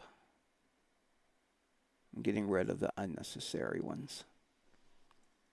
Let's see if we have any weather events popping up. We can look at the traffic and see that we do have congestion where we're seeing that heavier rainfall. Visibility down to 1.24 miles in Danville. So a lot of traffic there getting stuck in the storm. And we're going to take a look at some of the real world. Just some rain in north of Danville in Pittsylvania County. As you make your way closer into the city,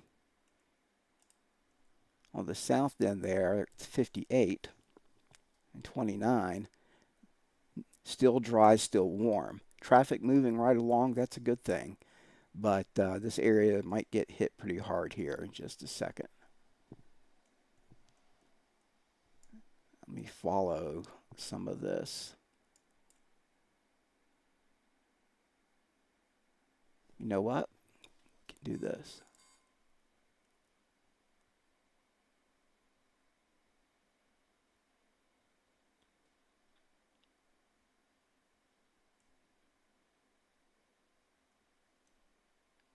Maybe. I know somewhere on here I can put weather up. Yeah. Precipitation. There we go.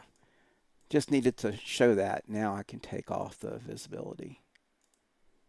So now we're looking at the radar with the cameras, just so I can get an idea. Martinsville, Henry County getting hit pretty hard. So let's go to that camera. And see the roads are wet. Don't see a lot of rain here on the camera. It's definitely raining, but I don't see a lot of wind, and that's a good thing. Down toward the Ridgeway area, everything copacetic for now.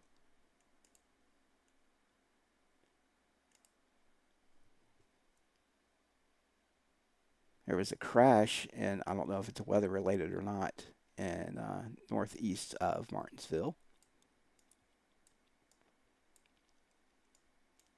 I'm trying to see by happenstance if we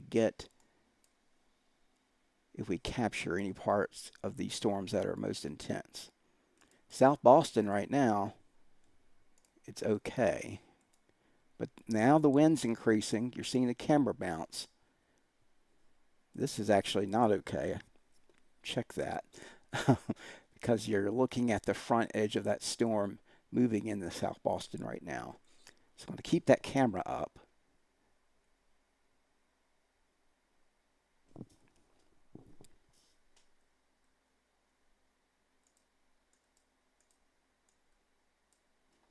This is why on the radar picture you can see that 501 to 659, that's some really strong wind and hail near Paces, Turbeville, and again this is right on the South Boston, so it's nearing that camera. There's some light rain on that camera right now.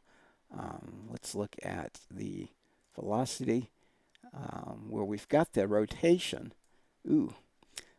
Is right now not in the South Boston area. It's a little bit farther to the southwest. I'm seeing more in the way of rotation there on 58.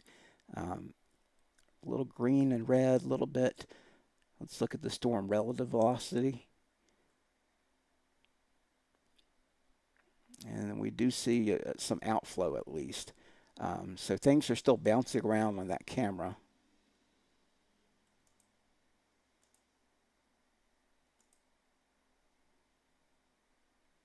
it's about to be a little different here as we go into the next few minutes. I'm going to keep an eye on that. But for Lynchburg, it's just rain.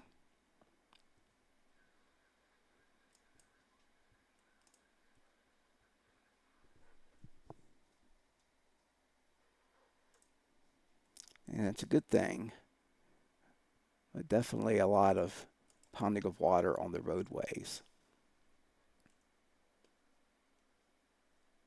I want to find out what's going to happen in the future.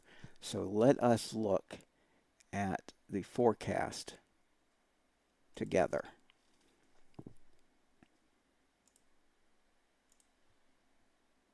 Is there a way to get rid of the...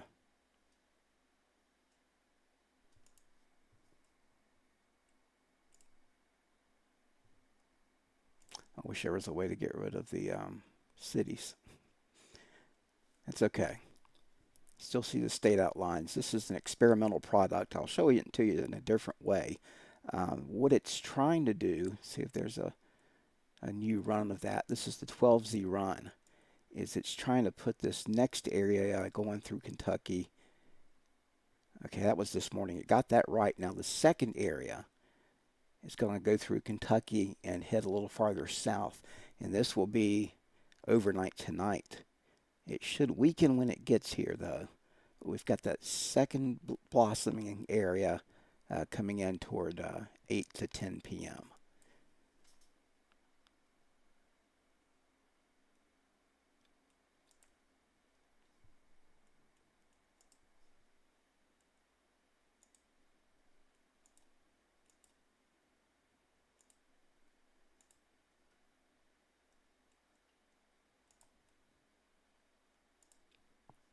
The significant tornado parameter is an important thing to look at. This is just updated.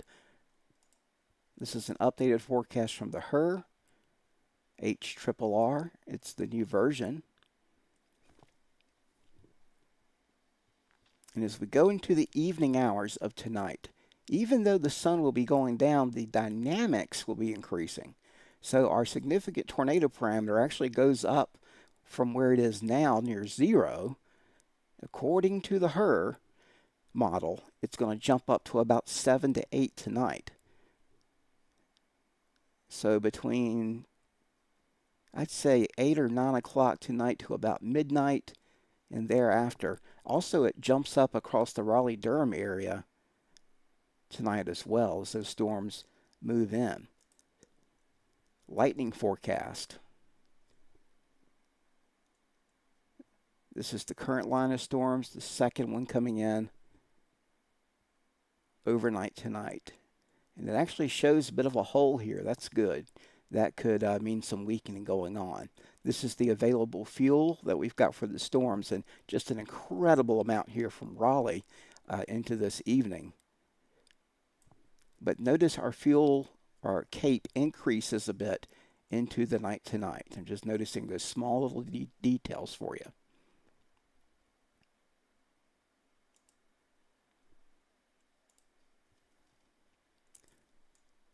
This is a different model. This is the updated 18Z NAM.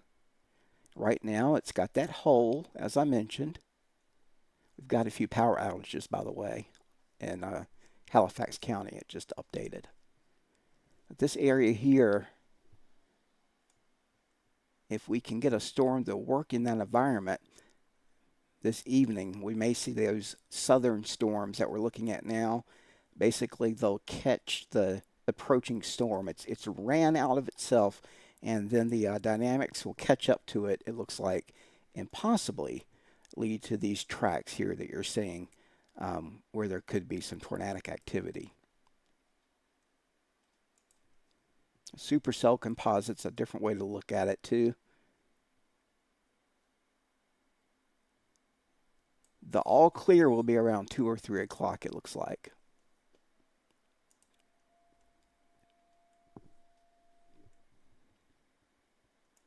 Here's the SPC supercell composite, where you see that shaded area.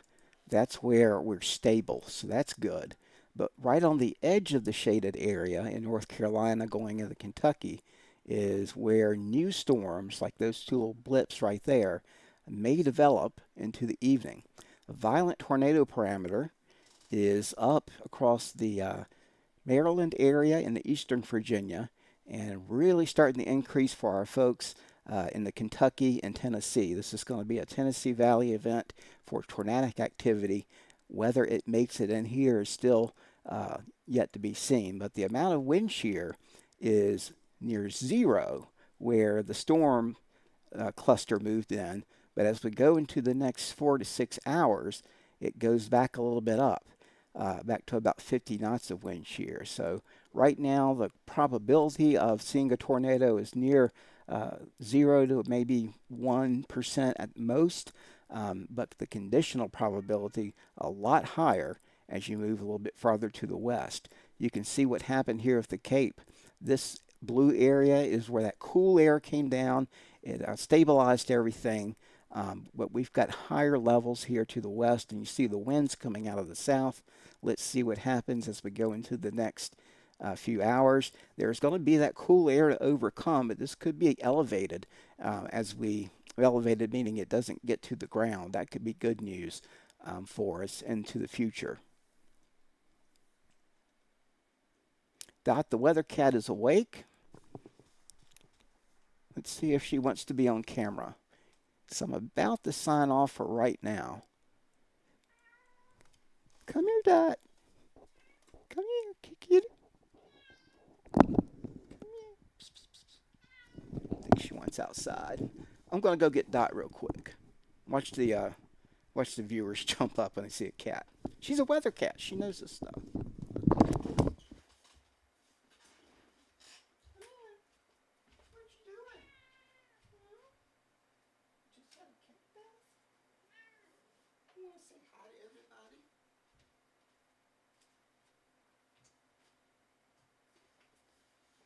See?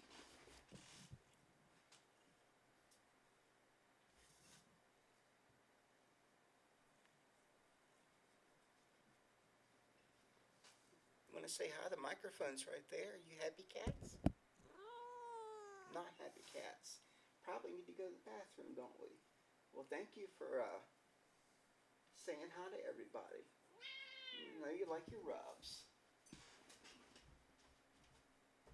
Let's let you outside. Here you go, sweetie.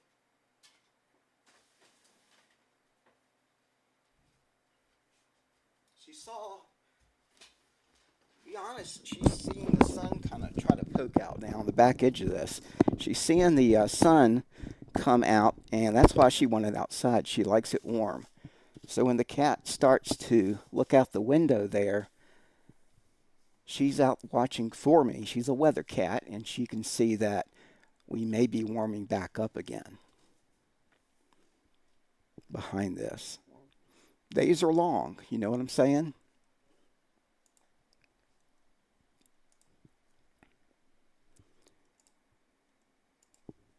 The 12Z GFS is in.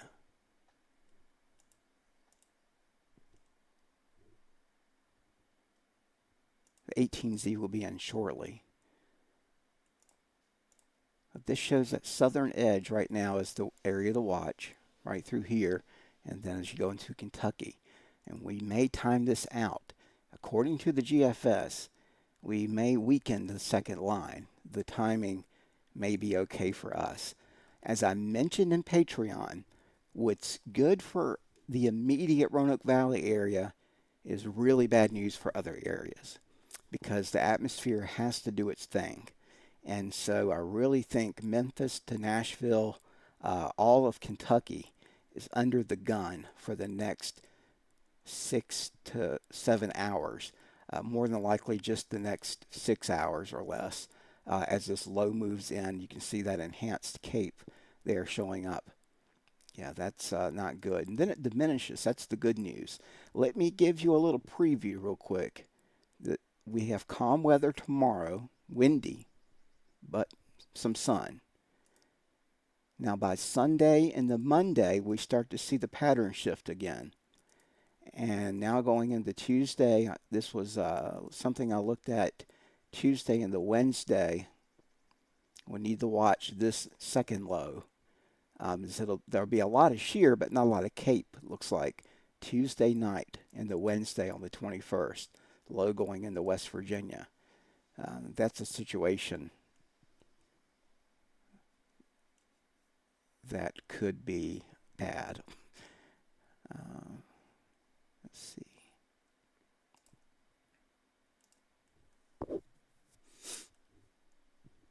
The euro has that.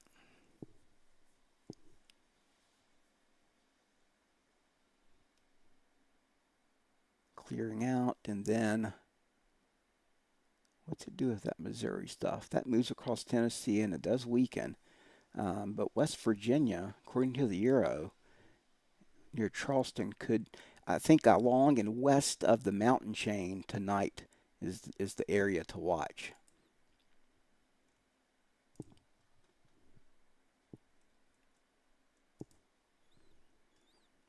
This is the overall weather pattern. This is the outflow boundary from the complex of storms. It really took the center stage today.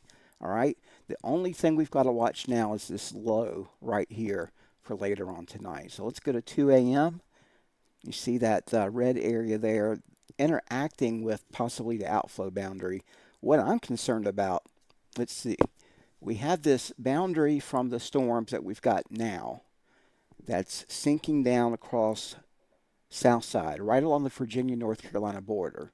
It should sit there, and then you get the second front, the main front coming in from the west that you see right there, right through there, okay? If that interacts with that boundary, it can sometimes produce some spin. So that's the area to watch tonight. I'll try to make a map of that and share that with you.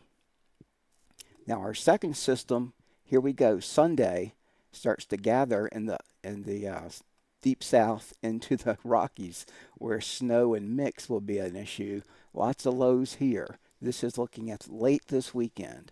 Into Sunday night, now into Monday, the same air mass comes back. Everything's kind of connected. And by Monday and the Tuesday, I think we need to watch this little low and this warm front coming up for the 21st. Especially this map right here. This is Wednesday morning, May the 21st. This area, when you see a warm front like that and the low off to the west, this is an area that can be a very dangerous zone. That's why it's hatched in red for possible severe weather there.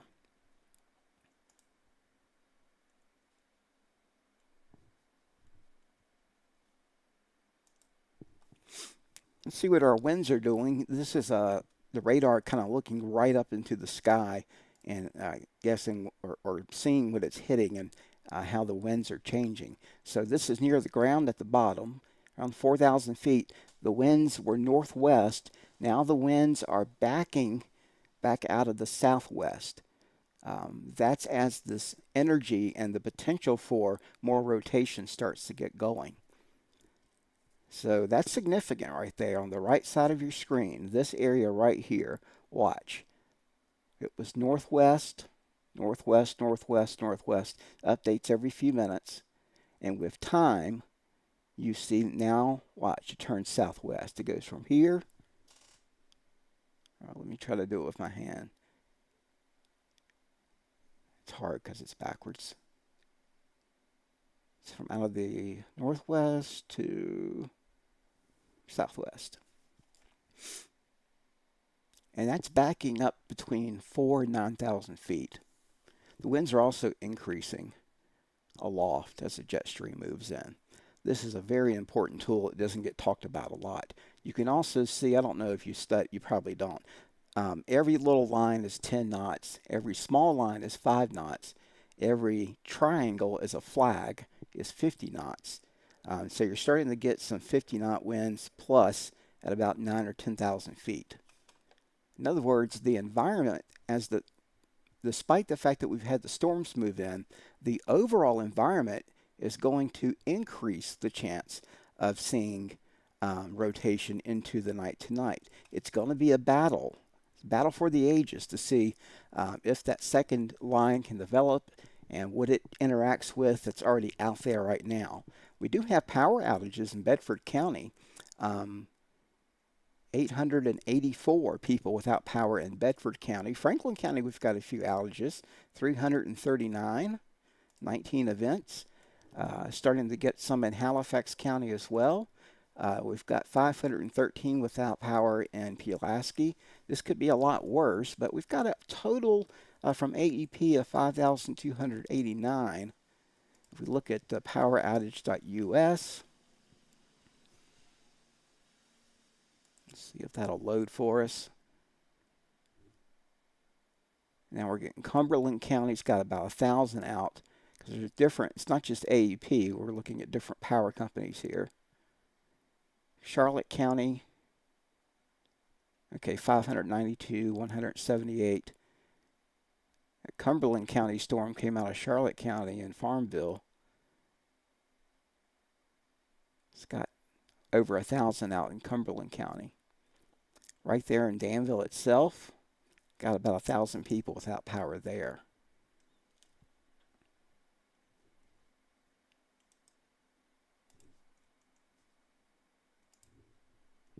If we look at it nationally,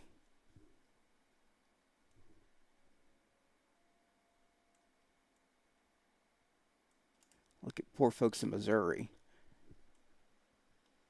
They're seeing a lot of power outages too. So we'll continue to kind of watch that system as it moves in. Take one look here.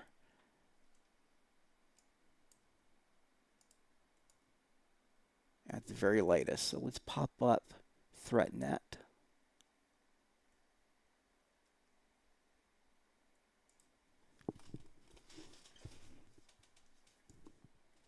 Sun coming out is a bad thing. Sun's coming out. I'm back to 76 degrees outside. So this is my thinking out loud. We're going to get strong enough again by evening for stronger storms than we had this morning. The tornado chance that will be increasing if anything develops. However, the forced energy may wait until later tonight. And so they may not line right up. We've got two areas that we're kind of factoring in. We've got the storm energy itself increasing, and we've got the cooling of the night kind of decreasing, fighting against that. And so it'll be a very close call as to what happens with that second complex into tonight. But you can still see right now on ThreatNet, very high wind showing up near Virgilina, moving to the east. That's the heaviest rain over South Boston right now in the Chase City and in the Victoria. And the back edge, some clearing going on there. That's good. You move out to the west. Now, this is the next system that we need to watch.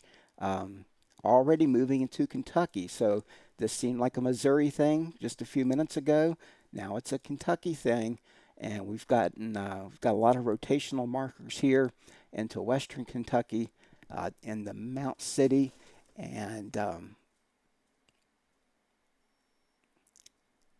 near Mount City there into Kentucky, north of south of Cape Girardeau, but headed right up the Ohio River, and also some activity right along the stalled front here in southern Illinois. So as I widen this out, you kind of get an idea.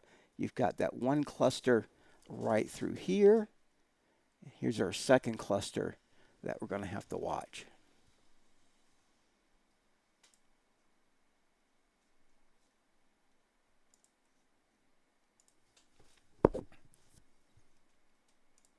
Let's see what our ThreatNet model has.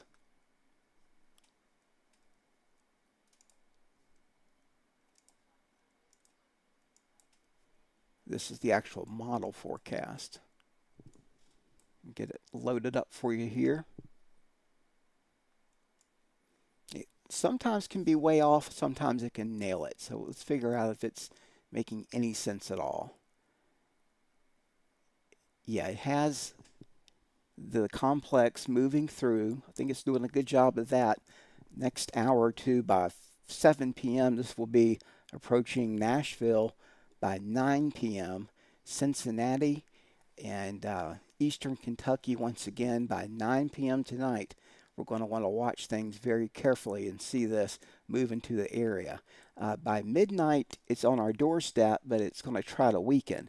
There's still going to be some storms hanging on, though, and there will be a fair amount of rotation with the second line. Um, the amount of wind shear is not that strong right now, but it will be increasing regardless of the time of night.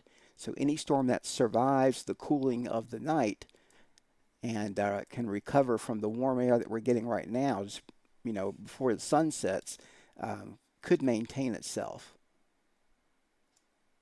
So I do think we're going to have more severe weather tonight, and perhaps some tornado warnings coming out tonight near the area. The higher chance will be, I think, West Virginia.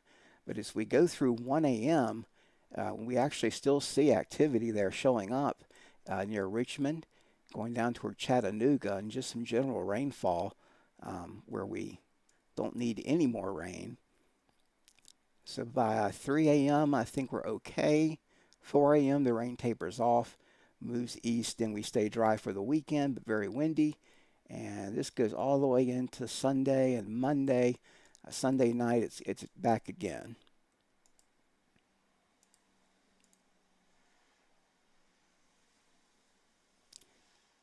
So I can look at all kinds of different things on the model here, like forecast wind gust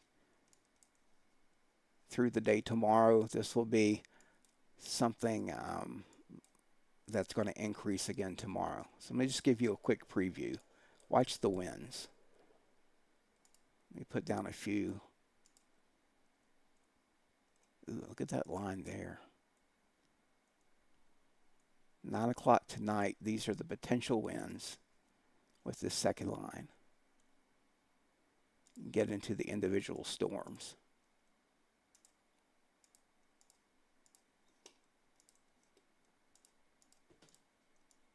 Jackson down through Memphis, even into Arkansas. The model indicating isolated but strong wind gust, right? This is the next hour or two. By 9 p.m. is what you're looking at here. So just for kicks, I'm going to load this back into the future here and look at the latest model run.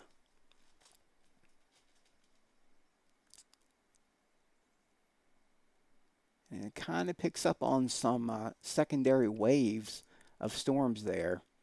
You see we're going back to 39 miles per hour later tonight. At 1 o'clock in the morning, some of these storms could be right again up to about 50 miles per hour, and there could be some spin in these storms late tonight toward midnight, 1 o'clock in the morning, if they survive. This is a forecast. Farmville, I wouldn't get too picky about exact locations, but we've got round 2 on the way for tonight.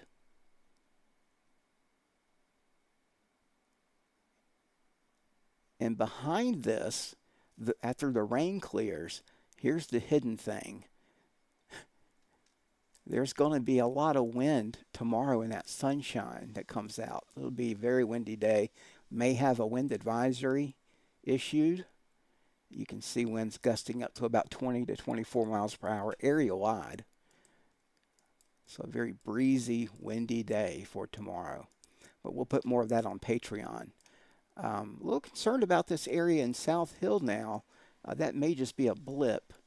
It's starting to pop out a little bit more.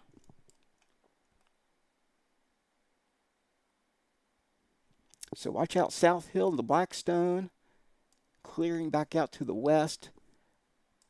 Pay careful attention to any blop on your radar app.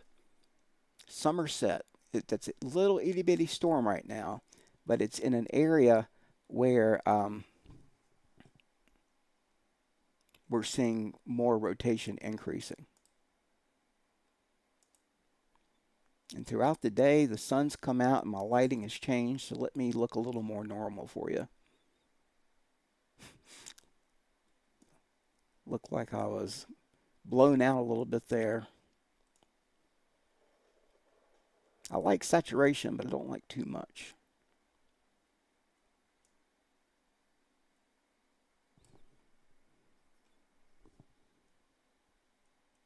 We're getting new cells developing very quickly. So I need to take a break, obviously, I think, and then go back on the air, probably putting some Patreon content out and probably looking at 8 or 9 o'clock tonight. I jump back on here. I may do some on TikTok. You can follow me. I might do some updates there.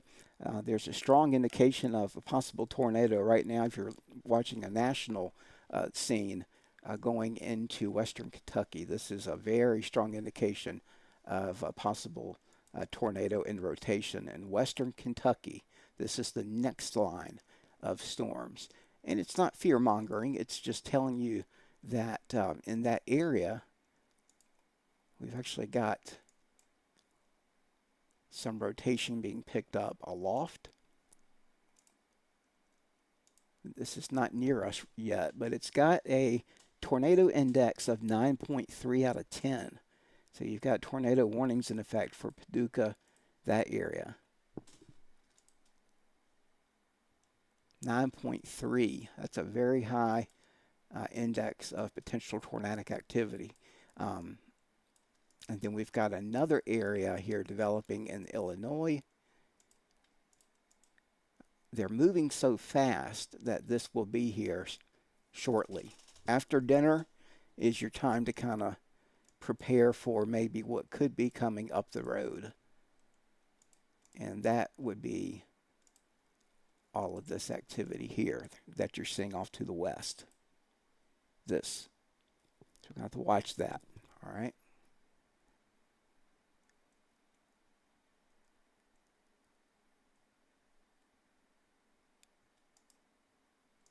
Let's use our every 5 minutes. Let's do our extrapolation just one more time.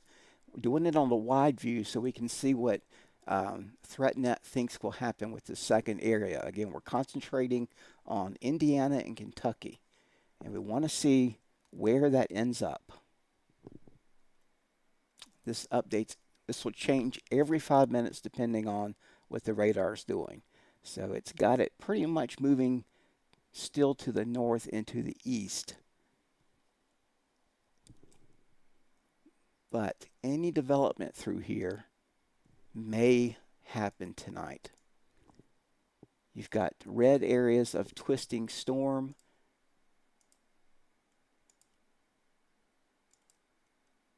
A twisting storm alert here. A twisting storm alert in Kentucky. Hail alerts all through here. Mainly in southern parts of Virginia right now. The fog's burning off. That's good. But this is the next area to watch. And there's just a lot of wind behind it as well. Picking up on some hail around the South Boston area, 1.5, or South Hill, excuse me. Chase City there, or Clarksville and the bridges. And then if I go, let's go west into Kentucky real quick. If I don't watch out, I'm going to start doing national weather, which is actually one of my goals. Okay, I thought that would be crazy looking. 70-mile-per-hour winds, 3-inch hail, at least at the radar level. That's near Kentucky, the Paducah area. Lone Oak, Mountain City, following the river, and new cells developing up to the north in Indiana. Don't have any data coming from that radar site.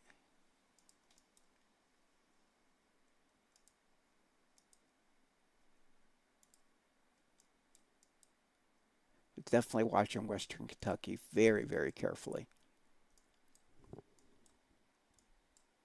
Let's put this into motion. We'll watch it load up there. You see that first wave moved in from the northwest very quickly. The fast movement's almost bad because it gives us a couple of hours to warm back up before the sun really goes down tonight. You know what I mean? So it's moving out really fast. I'm back up to about 76 outside. One thing that I didn't show you is what's going on my weather station.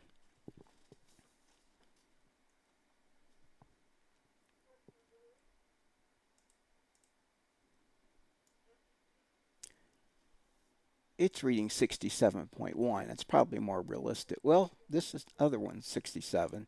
We had a lot of lightning in the past 35 minutes. Winds are out of the west at 3.4.